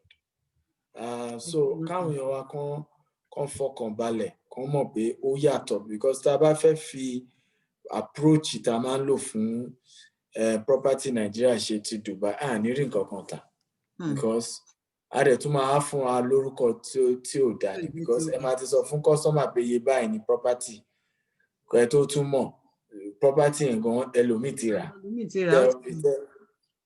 ìtẹ́ wa máa rí gan ó lè tún wọ́n jù yẹn lọ sọ á dàbí pé ẹ̀ ń purọ́ so ẹ̀yin ní kẹ́ ẹ ti sọ fún wọn pé ọ̀rọ̀ Dubai ó yàtọ̀ kàn sọ iye tán ní àmọ́ bá wọn wà tó fall into that. ẹ ṣé sà gẹ́gẹ́ bí nǹkan tí wọ́n sọ ó dà pé nìkan lòun fẹ́ béèrè ìbéèrè níbí ìsìn gẹ́gẹ́ bí nǹkan tí wọ́n ṣàlàyé fún wa nísìn fún gbogbo ẹ̀yin tẹ́ fẹ́ ṣe iṣẹ́ yìí gẹ́gẹ́ bí tẹ́ fẹ́ jẹ́ agent ẹ gbọ́dọ̀ máa ṣàlàyé fún gbogbo àwọn clients yín dáadáa nǹkan tí wọ́n sọ especially nípa property Dubai because àwọn ẹlòmíì tán bá wá bá yín èrò ọkàn wọn tẹ́ bá ṣe ń béèrè lọ́wọ́ wọn wípé èlò náà ní èrò ọkàn wọn ni wípé táwọn bá sọ iye táwọn ní ẹ máa fowó lé ẹlòmíì gan bó ṣe ń bá yín sọ̀rọ̀ kò ní trust nínú yín á máa sọ wípé direct òun sí àwọn tó ní gangan because èrò ọkàn wọn ni wípé ẹ máa fowó lé àbẹ máa jẹ níbẹ̀ one way or the other ẹ jẹ́ kó yé gbogbo àwọn tó bá fẹ́ ra property ní Dubai kò ń ṣe property ti Nàìjíríà tó jẹ́ pé eléyìí máa filẹ̀ lóye báyìí eléyìí máa gbélẹ̀ lóye báyìí property Dubai tán bá sọ fún yín lórí tán ṣe lọ́wọ́ tán sọ pé some percentage off fáwọn tó bá rà ní moment yẹn nìyẹn omi ní pé bó ṣe máa wà títí nìyẹn ní moment yẹn tán bá fún yín lákàǹtì wọn pé kẹ́ lọ sanwó tẹ́ ẹ̀ bá san àbí tẹ́ bá sanwó yẹn late tí property yẹn bá ti high padà ẹ máa ṣàlàyé fún wọn kò ń ṣe pé bóyá máa wá pé àmútẹ̀ṣẹ̀ ń sanwó lánàá ni meanwhile promo yẹn ti lọ ẹni yẹn ò lè ríra for that price mọ́ kò dẹ̀ ń ṣàkáǹtì yín náà máa san sí àkáǹtì ìjọba ni kódà àwọn builder gan wọ́n ṣe máa gbowó látọ̀dọ̀ ìjọba ni so ẹ máa try best yín láti ṣàlàyé fún àwọn client wa pé kì í ṣe bẹ ṣe ń béèrè nǹkan tó ní kì í ṣe pé torí pé ẹ fẹ́ fowó lé kò sọ́gbọ́n tẹ́ fẹ́ fi gbà fowó lé bẹ̀ tán bá gba true yín ẹ̀yin máa wà gẹ́gẹ́ bí guarantor fún wọn lọ́la nígbà míì wọ́n lè rò pé àwọn fẹ́ direct wọn lè dọ́dọ̀ àwọn company wọ́n lè dọ́dọ̀ wọn kó jẹ́ pé wọ́n máa busy one way or the other bẹ́ẹ̀ sí nígbà tẹ́yìn ò bá síbẹ̀ fún wọn taná fẹ́ lọ bá tẹ́ fẹ́ sort wọn out àbí tẹ́ fẹ́ help wọn out so gbogbo nǹkan bẹ́ẹ̀ yẹn ẹ máa jẹ́ kó yé wọn advantage tó wà ń bẹ pé wọ́n dẹ̀ tún lè gba kọ́kọ́rọ́ wọn ní certain period tán bá fún wọn wọ́n á dẹ̀ tún máa fi rent tí wọ́n á dẹ̀ máa gbọ́ àwọn details dẹ̀ tún ní wọ́n lè bá wọn máa fi rent gẹ́gẹ́ bí nǹkan tí gbogbo wa gbọ́ pé wọ́n lè bá wọn máa fi rent tán dẹ̀ máa gba owó tó jẹ́ pé wọ́n máa fi ṣe owó tó yẹ kán san kán máa fi kún owó tó yẹ kán máa san ní gbogbo ìgbà tán bá fẹ́ san which is very good business fáwọn tó bá lówó ẹ̀ láti ṣe ọlọ́run á fún wa ṣe àárín customer tó máa understand wa lágbára ọlọ́run ǹjẹ́ anybody tó wà nínú wa ń bì tó ní ìbéèrè kan àbí méjì láti béèrè ká tó tún yọ̀ǹda MD wa tẹ́ bá ní ìbéèrè tẹ́ fẹ́ béèrè kán ṣe wà ń bì sí ẹ má ṣàláì béèrè bẹ̀ síbẹ̀ pẹ̀lú ká tó wá máa sọ pé bóyá béèrè gan tá bá rẹ̀ tó fẹ́ béèrè lè raise hand kí n rí yín o effort lèèyàn need kéèyàn put tíyàn bá fẹ́ ṣe agent ẹlòmíì wàá bá sọ̀rọ̀ wọ́n wà difficult gan láti confuse kì í ṣe pé wọn ò lówó yẹn lọ́wọ́ but from their own experience ló jẹ́ kó máa ṣe bẹ́ẹ̀ gẹ́gẹ́ bí nǹkan tí MD sọ fún wa pé táwa náà bá rà lára àwọn property yẹn ó máa wú àwọn èèyàn lórí pé mí náà níbẹ̀ àjìjọ níbẹ̀ ni wọ́n á ṣàpọ̀ ẹ̀yin náà ṣáà ní fẹ́ sanwó nù ẹ̀yin náà ní fẹ́ sanwó nù ẹlòmíì àtorí pé níbẹ̀ yẹn gan òun gan á ṣe dó ẹlòmíì lè wà tó pé máa sọ fún láti ní dọ́là ó sì máa fi bàdà nígbà téèyàn méjì mẹ́ta bá ń rà true yín tó dẹ̀ dàsìkò tí ẹ bá nídìí èmi máa ń lọ everybody ọ̀la ń lọ sí nàìjà dáadáa mo máa ń dìde lọ sí nàìjà lọ ṣe fídíò àwọn properties yìí fáwọn èèyàn tó jẹ́ pé wọn ò nígbàgbọ́ rárá kó tiẹ̀ exist bí bá sọ estate kan bẹ̀ real estate wà níbi kan á máa gún mú ni torí ẹ̀ mo ṣe máa ń lọ síbẹ̀ mo ṣe máa lọ ń ṣe fídíò bẹ̀ pé ẹ wo bó ṣe rí o in 6 months time mo tún máa lọ bẹ̀ màá tún lọ ṣe fún ẹ wo bó ṣe rí o bọ́dẹ̀ ṣe máa rí nìyẹn gbogbo gba yẹn dẹ̀ ni wọn ò ní ba ní price yẹn mọ́ gbogbo ẹ̀ la máa ṣàlàyé fún wọn wípé bí yìí bó ṣe ìwà ń sìn ẹ má máa fojú di ibìkan because àlọ́ bí máa wò pé ibìkan omi ibìkan ó jìnnà inú igbó kò sínú igbó ẹ máa sọ fún kò sínú igbó ibi tí wọ́n wò nínú igbó lénìí má rọ̀kọ́ láyé ìgbà kan inú igbó náà ń pè kó tó di ìbẹ̀jù lẹ́kẹ́ kó tó di kí náà ń pè nísìn gbogbo Banana Island tó ń pariwo inú igbó burúkú ni tẹ́lẹ̀tẹ́lẹ̀ tán bá fẹ́ lòmíì gan lọ́fẹ̀ẹ́ kò ní gbà á gbogbo ẹni máa fi ṣe sample fún wọn pé kò síbi kankan tó ń jẹ́nu gbó especially àwọn estate tó jẹ́ pé àwọn aráàlú òyìnbó ló rà á jù, wọ́n tètè máa ń develop gan-an. Gbogbo ẹ̀ náà ara nǹkan tá a lè máa fi ṣàlàyé fáwọn èèyàn nìyẹn.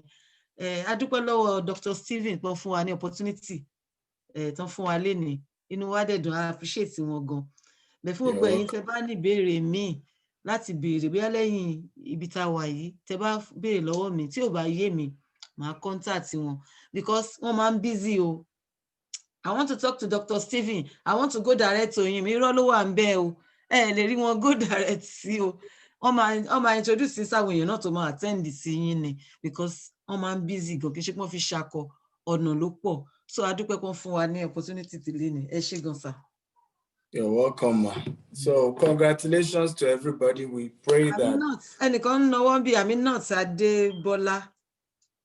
Kí dókítà tó máa lọ ètè fún béèrè nǹkan tẹ́ fẹ́ béèrè. Mú tara yín. Ẹ jẹ́ kó mú tara wọn. Ẹni tó bá ní ìbéèrè kó tó di pé ọmọ kásẹ̀ ní òkè à ń gbọ́ yín. Ẹ káàsán gbogbo ilé o. Ẹ káàsán. Question tí mo fẹ́ béèrè ni pé fọ́ọ̀mù tèmi fíìlì yẹn mi ò lákàntì Nàìjíríà. Ó possible ká fà àkáǹtì bí báyìí because mo ti submit láì lo àkáǹtì.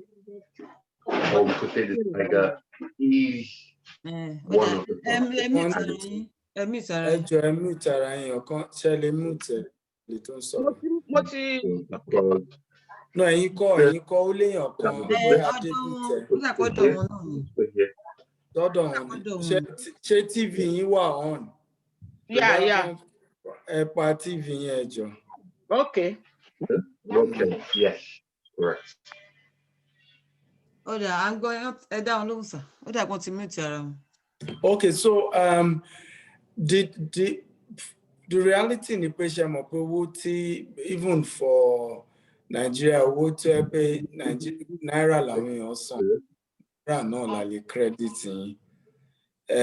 Irú bíbá ní Dubai tó ẹ pé Dubai ń gba dirhams, Dubai ń gba dollar ní pé bóyá tẹ́ bá ta property bíbá mọ̀ pé bóyá a lè máa lè san owó yín ní foreign currency wọn bíbá. So my advice would be that bó ṣe bóyá àkáǹtì family member yín tẹ́ bá mọ àbúrò ẹ̀gbọ́n or somebody, even if it's just for the main time, right? But tẹ́ bá trust ẹ lè wá account number wọn kẹ́ fi sí. Bọ́ ilẹ̀ tá a bá tà nílẹ̀ Nàìjíríà, àkáǹtì Nàìjíríà náà la máa ń sanwó sí. Bọ́ tó bá jẹ́ ìtì ní àkáǹtì mi tẹ́lẹ̀ fi sí ẹ lè fi ti UK yín sí for now. But tó bá kan payout time, tó bá jẹ́ ilẹ̀ Nàìjíríà lẹ́tà, àkáǹtì Nàìjíríà la lè sanwó Nàìjíríà sí. Ẹ ṣé sà. Madam Adégbìtẹ́ àbí Mr. Adégbìtẹ́, wọ́n mú ìtì yín torí pariwo wà ní background yín. Ẹ lè jẹ́ káwọn ọmọ tó wà níbẹ̀ àbí ariwo tó bá wà níbẹ̀ kókó àìsí. So mú ìtì ara yín kẹ́ béèrè nǹkan tẹ́ bá fẹ́ béèrè. Adégbìtẹ́ mú ìtì ara yín kẹ́ béèrè nǹkan tẹ́ bá fẹ́ béèrè. Ẹ kú iṣẹ́ máa wọ ẹ kú iṣẹ́ sà, ẹ ṣé gan ni. Ọlọ́run á túbọ̀ máa pọ́n yín lọ́wọ́. Àmín. Mo fẹ́ number one lórí ọ̀rọ̀ àkáǹtì yẹn náà. Ó dàbí pé mi ti ṣe mistake, mo send ti àkáǹtì UK mi sí, but mo ní ti Naija. Ó wà okay, tẹ́ bá ti tajà, ó ní form tẹ́ máa fill. So ẹ lè wá fi àkáǹtì ti Nàìjíríà sí. Okay sir, Ọlọ́run á fún wa ṣe. Then máa ìta bá tètè get flyer àtàwọn ilẹ̀ Naija yẹn.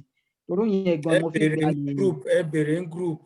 Tẹ́ bá ti join group ẹ má dákẹ́. Mo wà lórí group ọ̀sán. Ẹ bèrè admin wà bẹ́ẹ̀ àwọn yẹn náà wọ́n máa join láìpẹ́ yìí.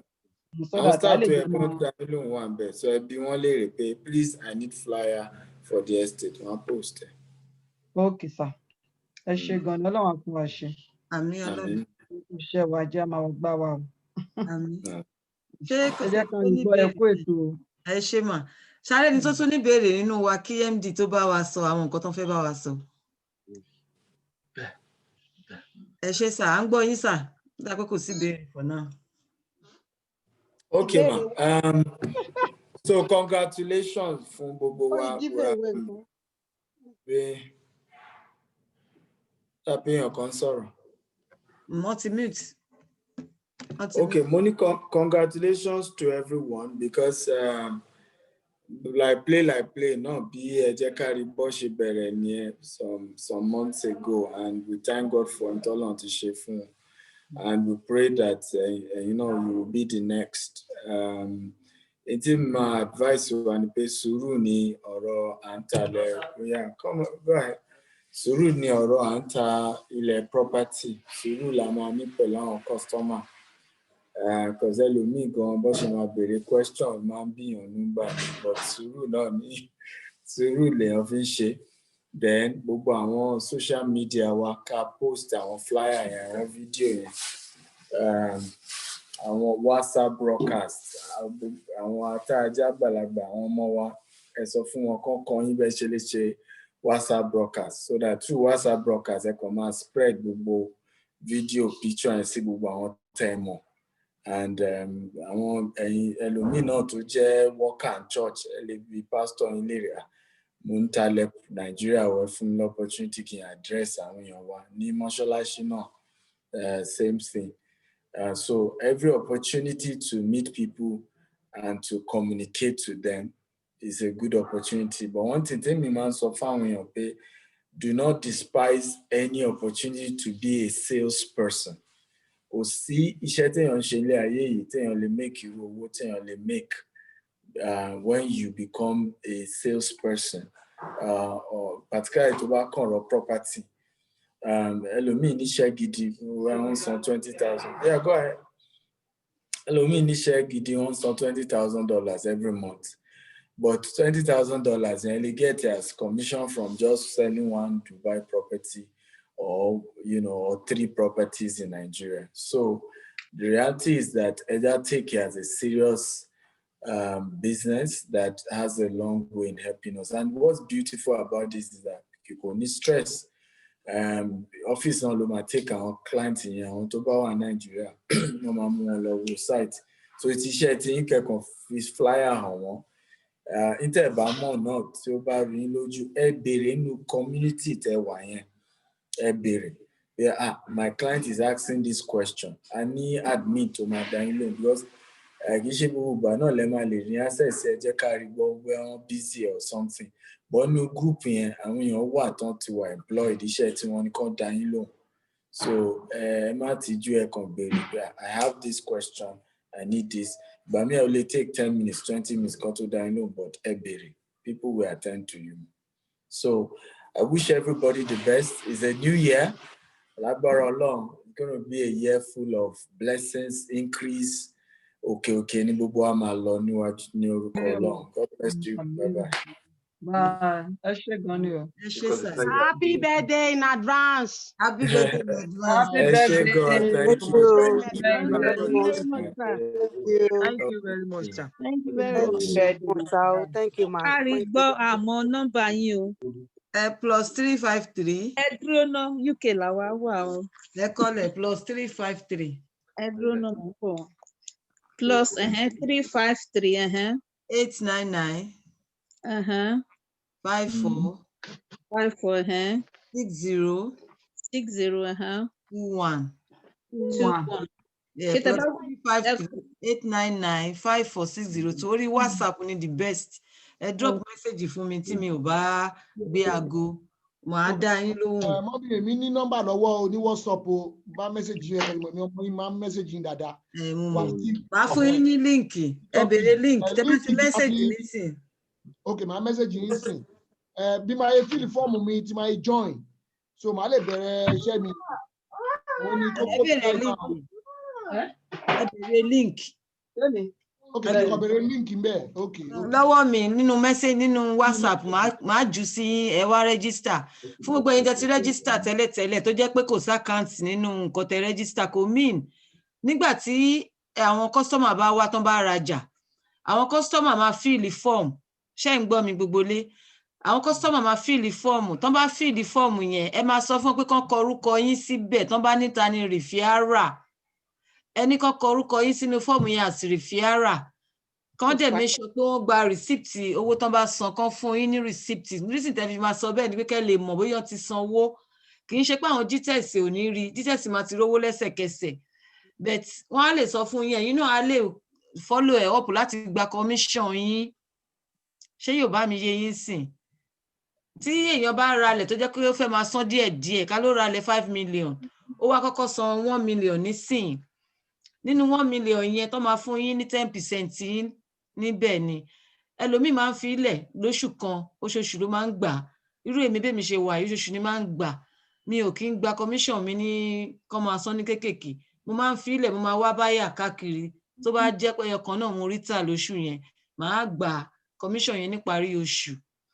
bẹ̀tẹ̀ àwọn ẹlòmíì prefer kọ́ máa gbà lẹ́sẹ̀kẹsẹ̀ bíyàn bá ṣe fẹ́ ni àmọ́ bẹ́ẹ̀ ṣe lè rí gbà ní wípé tẹ́ni yẹn bá ti kọ orúkọ yín àti rìfíárà ẹ̀yin náà máa wá contact pé ẹ ti tajà ẹ lè jẹ́ kí n mọ̀ ní fọ́ọ̀mù tẹ́yin náà máa fill fọ́ọ̀mù tẹ́yin máa fill yẹn ẹ̀yin náà máa wá kọ síbẹ̀ àìbẹ̀lẹ̀ máa wá kọ àkáǹtì yín tẹ́ fẹ́ fi gbowó yẹn at that moment ẹ lè lo àkáǹtì kan lẹ́nu kó jẹ́ mi ilẹ̀ fẹ́ lò ní next month so kò ń ṣe problem pẹ̀lú ọ̀rọ̀ alákáǹtì dé ṣó ti yé wa báyìí so tẹ́ bá tajà ẹ lè fi àkáǹtì anybody ṣe lè fi tọmọ ṣe lè fi anybody sí for náà kẹ́kọ̀ọ́ fi gbowó yẹn tó bá dẹ̀ dìgbà míì tẹ́ bá tún máa fíìlì fọ́ọ̀mù mi ẹ̀ tún fi míì sí tó bá dẹ̀ jẹ́ pé ní permanent account ẹ ti máa jẹ́ kọ́ mọ̀ pé the only account ẹ nínú náà lè fẹ́ máa lò ọlọ́run á fún wa ṣe máa follow up àwọn tẹ́ bá polówó fún ni ipò tó bá need more information kó jẹ́ kẹ́ mọ̀ wọ́n lè béèrè míì tí òye yẹn máa sọ pé ẹ máa get back sí wọn ẹ wá bá èmi tẹ́ bá wá bá mi tí ò bá yé mi náà máa lọ bá àwọn tó jù mí lọ ṣé wá rí ibi tí wọ́n fi group kan wà tí Dr. Stephen tó ń ṣí tẹ́ pé tẹ́ bá ti register tán ó máa sọ pé you are successful register ó máa fún yín option pé kẹ́ join WhatsApp ẹ join yẹn tẹ́ ẹ bá ti sí nínú group yẹn ẹ jẹ́ kí n mọ̀ pé sí nínú group GTS home gangan kì í ṣe group tèmi ṣe fún ara wa o torí mi ṣe group fún àwọn ara wa torí àwa tiwantiwa nìkan la wà ń bẹ̀ ẹ̀ tí mo pé ó máa ń yé wa dáadáa tá a bá da tiwa lẹ̀ báyìí ó máa yé wa dáadáa ń bẹ̀ òun ló jẹ́ kí n ṣí group yẹn láti fi ran ara wa lọ́wọ́ but nínú ilé lọ́hùn nínú ilé GTS lọ́hùn tẹ́ bá wà ń bẹ̀ tó bá jẹ́ pé nǹkan kan ru yín lójú bí flyer lẹ fẹ́ béèrè àbí nǹkan kan ẹ sọ síbẹ̀ wọ́n máa dá yín lóhùn ẹ gbọ́ tí md something pé tẹ́ bá sọ síbẹ̀ within few minutes wọ́n máa dá yín lóhùn tí wọ́n bá dá yín lóhùn ẹ tún béèrè gbogbo àwọn ímeèlì kan wà tán náà ẹ máa receive ó dàbí pé ímeèlì yẹn àwọn kan ò tí ì receive ímeèlì yẹn láti check portal àwọn olómìnir sọ pé àwọn receive àwọn ò mọ the next thing láti ṣe gbogbo ẹ̀ náà lẹ máa inbox wọn nínú group yẹn tẹ́ ẹ bá ti rí email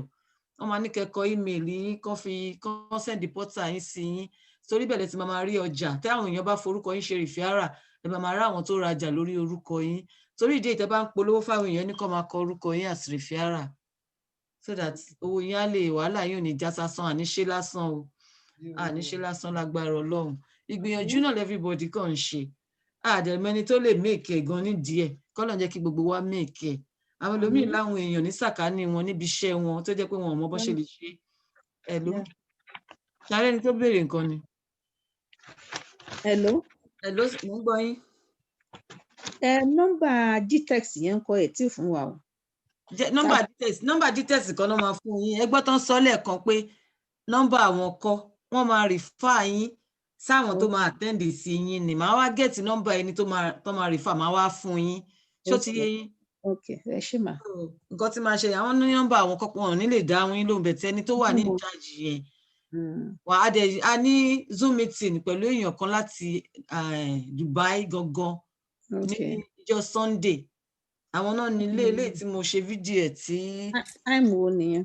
4 p.m. náà pé Nigerian time. okay. a máa share ẹ̀ náà fáwọn èèyàn tó bá fẹ́ join yẹn àwọn ọgọ́ náà ní property yẹn Tigers property. àwọn náà sọ̀rọ̀ nínú fídíò nígbà tí mo wà ní Dubai tó ń sọ̀rọ̀ nípa ilé yẹn ṣáìsì ẹ̀ bó ṣe máa sanwó bó ṣe ṣe mo kàn tó fẹ́ mú wọn wá tọ́lọ́run bá jẹ́ kí wọ́n ráyè torí wọn ráyè ló yẹ kán wà níbí lé ni tán bá lọ́ọ́ fún wa ní tán bá ní opportunity láti darapọ̀ mọ́ wa. ṣé tí n bá àdìrí nọ́mbà yín sí orí WhatsApp group mi ẹ fún wa ní líǹkì yẹn níjọ́ Sunday àbí. mo lè tí bá get ẹ before then màá fún yín ẹ̀yin ẹ bá mi sọ lórí WhatsApp ẹ fún mi voice note lórí WhatsApp pé ẹ̀yin lè fẹ́ gba nọ́mbà GTS nọ́mbà ẹni tó máa dá yín lóhùn Dubai bẹ́ẹ̀ tí gbogbo ẹ̀ tó bóyá ẹni yẹn torí tẹ bá lọ sọ́hun no possible kò jẹ́ èmi náà lè máa padà wá bá. Yeah, no problem. Tẹ bá lọ sọ́hun tẹ́ ẹ bá rí dáhùn bá dá yín lóhùn nǹkan tẹ fẹ́ lásìkò ẹ drop message nǹkan tẹ fẹ́ mọ̀ èmi máa bá yín. Tẹ bá bá mi tẹ bá béèrè mi máa bá àwọn tó ní property sọ̀rọ̀ direct. Tẹ bá bá àwọn ènìyàn sọ̀rọ̀ tẹ́ ẹ bá gẹ́ tí wọ́n bá fún yín ní nǹkan tẹ fẹ́ ẹ padà wá sọ fún mi. Ẹ ṣé. Tó yé yín bẹ̀tì máa gẹ̀tì nọ́mbà ẹni tó wà ń charge yẹn máníjà àwọn ní Dubai máa gẹ̀tì ẹ̀ fún yín. Thank you. Tó bá dẹ̀ wá jẹ́ pé bóyá ẹ wà satisfy ẹ jẹ́ kí n mọ̀. Thank you. Bye. All right, sir. All right, màá bá yín gẹ̀tì nọ́mbà yẹn. Ti fọ́ọ̀mù yẹn lèmi ń sọ kí ni okay tẹ máa okay má worry máa ju líǹkì tẹ máa register àbí. Mi ọmọ yín náà ni ẹ kò sí wàhálà sí. No problem. Ẹ ṣé gbogbo wa ẹ ṣé mo dúpẹ́. Lágbára Ọlọ́run gbogbo ẹ̀yin tẹ́ bá ti sí ní ẹ̀yin tẹ́ bá fẹ́ ṣe agent ẹ̀yin tẹ́ bá fẹ́ ṣe agent group méjì lẹ máa wà. Group alákọ̀ọ́kọ́ yìí tẹ́ join with the link pẹ̀lú àwọn GTS. Group ẹlẹ́ẹ̀kejì ní ta wá àwa ara wa yẹn another chance wà fún wa láti rí àwọn property míì tí ò kì í ṣe ti GTS. Advantage tó wà. Ẹ jẹ́ ìbéèrè nǹkan kan mà. Àwọn ara wa yẹn ṣùgbọ́n náà ni lèmi ń lò yìí mà tí mo send the link mà. Ẹ má worry ìwọ tí yóò tí register tẹ́lẹ̀ so lè má sí níbẹ̀ I don't know. Nínú business minded ni mo pe group yẹn business minded. Ẹ jẹ́ kí n mọ bó bá ṣe jẹ́ ń bẹ̀ ẹ̀jọ̀ mà. All right, business minded yẹn torí àti máa ṣí àwọn nǹkan míì tó tún lè benefit wa nìyẹn wà fún. Bẹ́ẹ̀ tí GTS yẹn ó ṣe kókó kẹwàá ń bẹ̀ torí pé bẹ́ẹ̀ làwọn ìbéèrè míì tí ò bá yé yín tẹ́ bá fẹ́ ṣe agent ẹ gbọ́dọ̀ wà ń bẹ̀. Ṣebí agent náà agent mo fẹ́ jẹ́ ni mo ní kẹ́ fún mi ní fọ́ọ̀mù. Ẹ má worry ẹ̀yin ò tí ì fíìlì líǹkì ní ìjẹ́ wà ń bẹ̀ máa fún yín sẹ̀ ẹ má wọ ẹ jẹ́ ká ṣe tán máa fún yín. Okay ma. Ọ̀rọ̀ ó dàpẹ́ nìkan fẹ́ béèrè nǹkan kan. Èmi ni mo fẹ́ béèrè ẹ jọ̀ọ́ ṣé mo lè bá yín sọ̀rọ̀ lórí the other line yín mà. Not pertaining this. Okay ẹ bá mi sọ̀rọ̀ ẹ fún mi ní message. Ṣóyè yẹn lè lo voice note kẹ́ ṣàlàyé nǹkan tẹ́ bá fẹ́ fún mi màá dá yín lóhùn mà. Ó dàbí pé the other line yín wà pẹ̀lú mi. Mo rí yín. Nọ́mbà méjì ni mo ń lò nọ́mbà Naija kan. Bóyá ti Naija nìyẹn eléyìí tí mo ti kọ́ bá yín fi sọ̀rọ̀ bóyá ti. Nọ́mbà yẹn kan ni mo máa ń lò jù which is +353 899. Eléyìí tá wà lórí which is the group one. Òun ni mo máa ń lò jù. So tẹ́ bá fẹ́ the best way láti contact kẹ́ fún mi ní either you type it or voice note. Pé mo fẹ́ béèrè nǹkan báyìí àbí mo fẹ́ ó lè má pàtẹ́ ni mo rọ̀ yìí náà. Kò ń sọ̀rọ̀ yìí ni mo fẹ́ béèrè lọ́wọ́ yìí. Kódà kò jẹ́ story lẹ́fẹ́ fún mi àbẹ́ need advice or anything ẹ drop ẹ as a message mo máa get back. Okay. Thank you very much. All right, thanks to everyone. Mo kí gbogbo wa pátápátá o àṣejèrè ní lágbára Ọlọ́run ẹ ṣé mo dúpẹ́ o. All right, bye.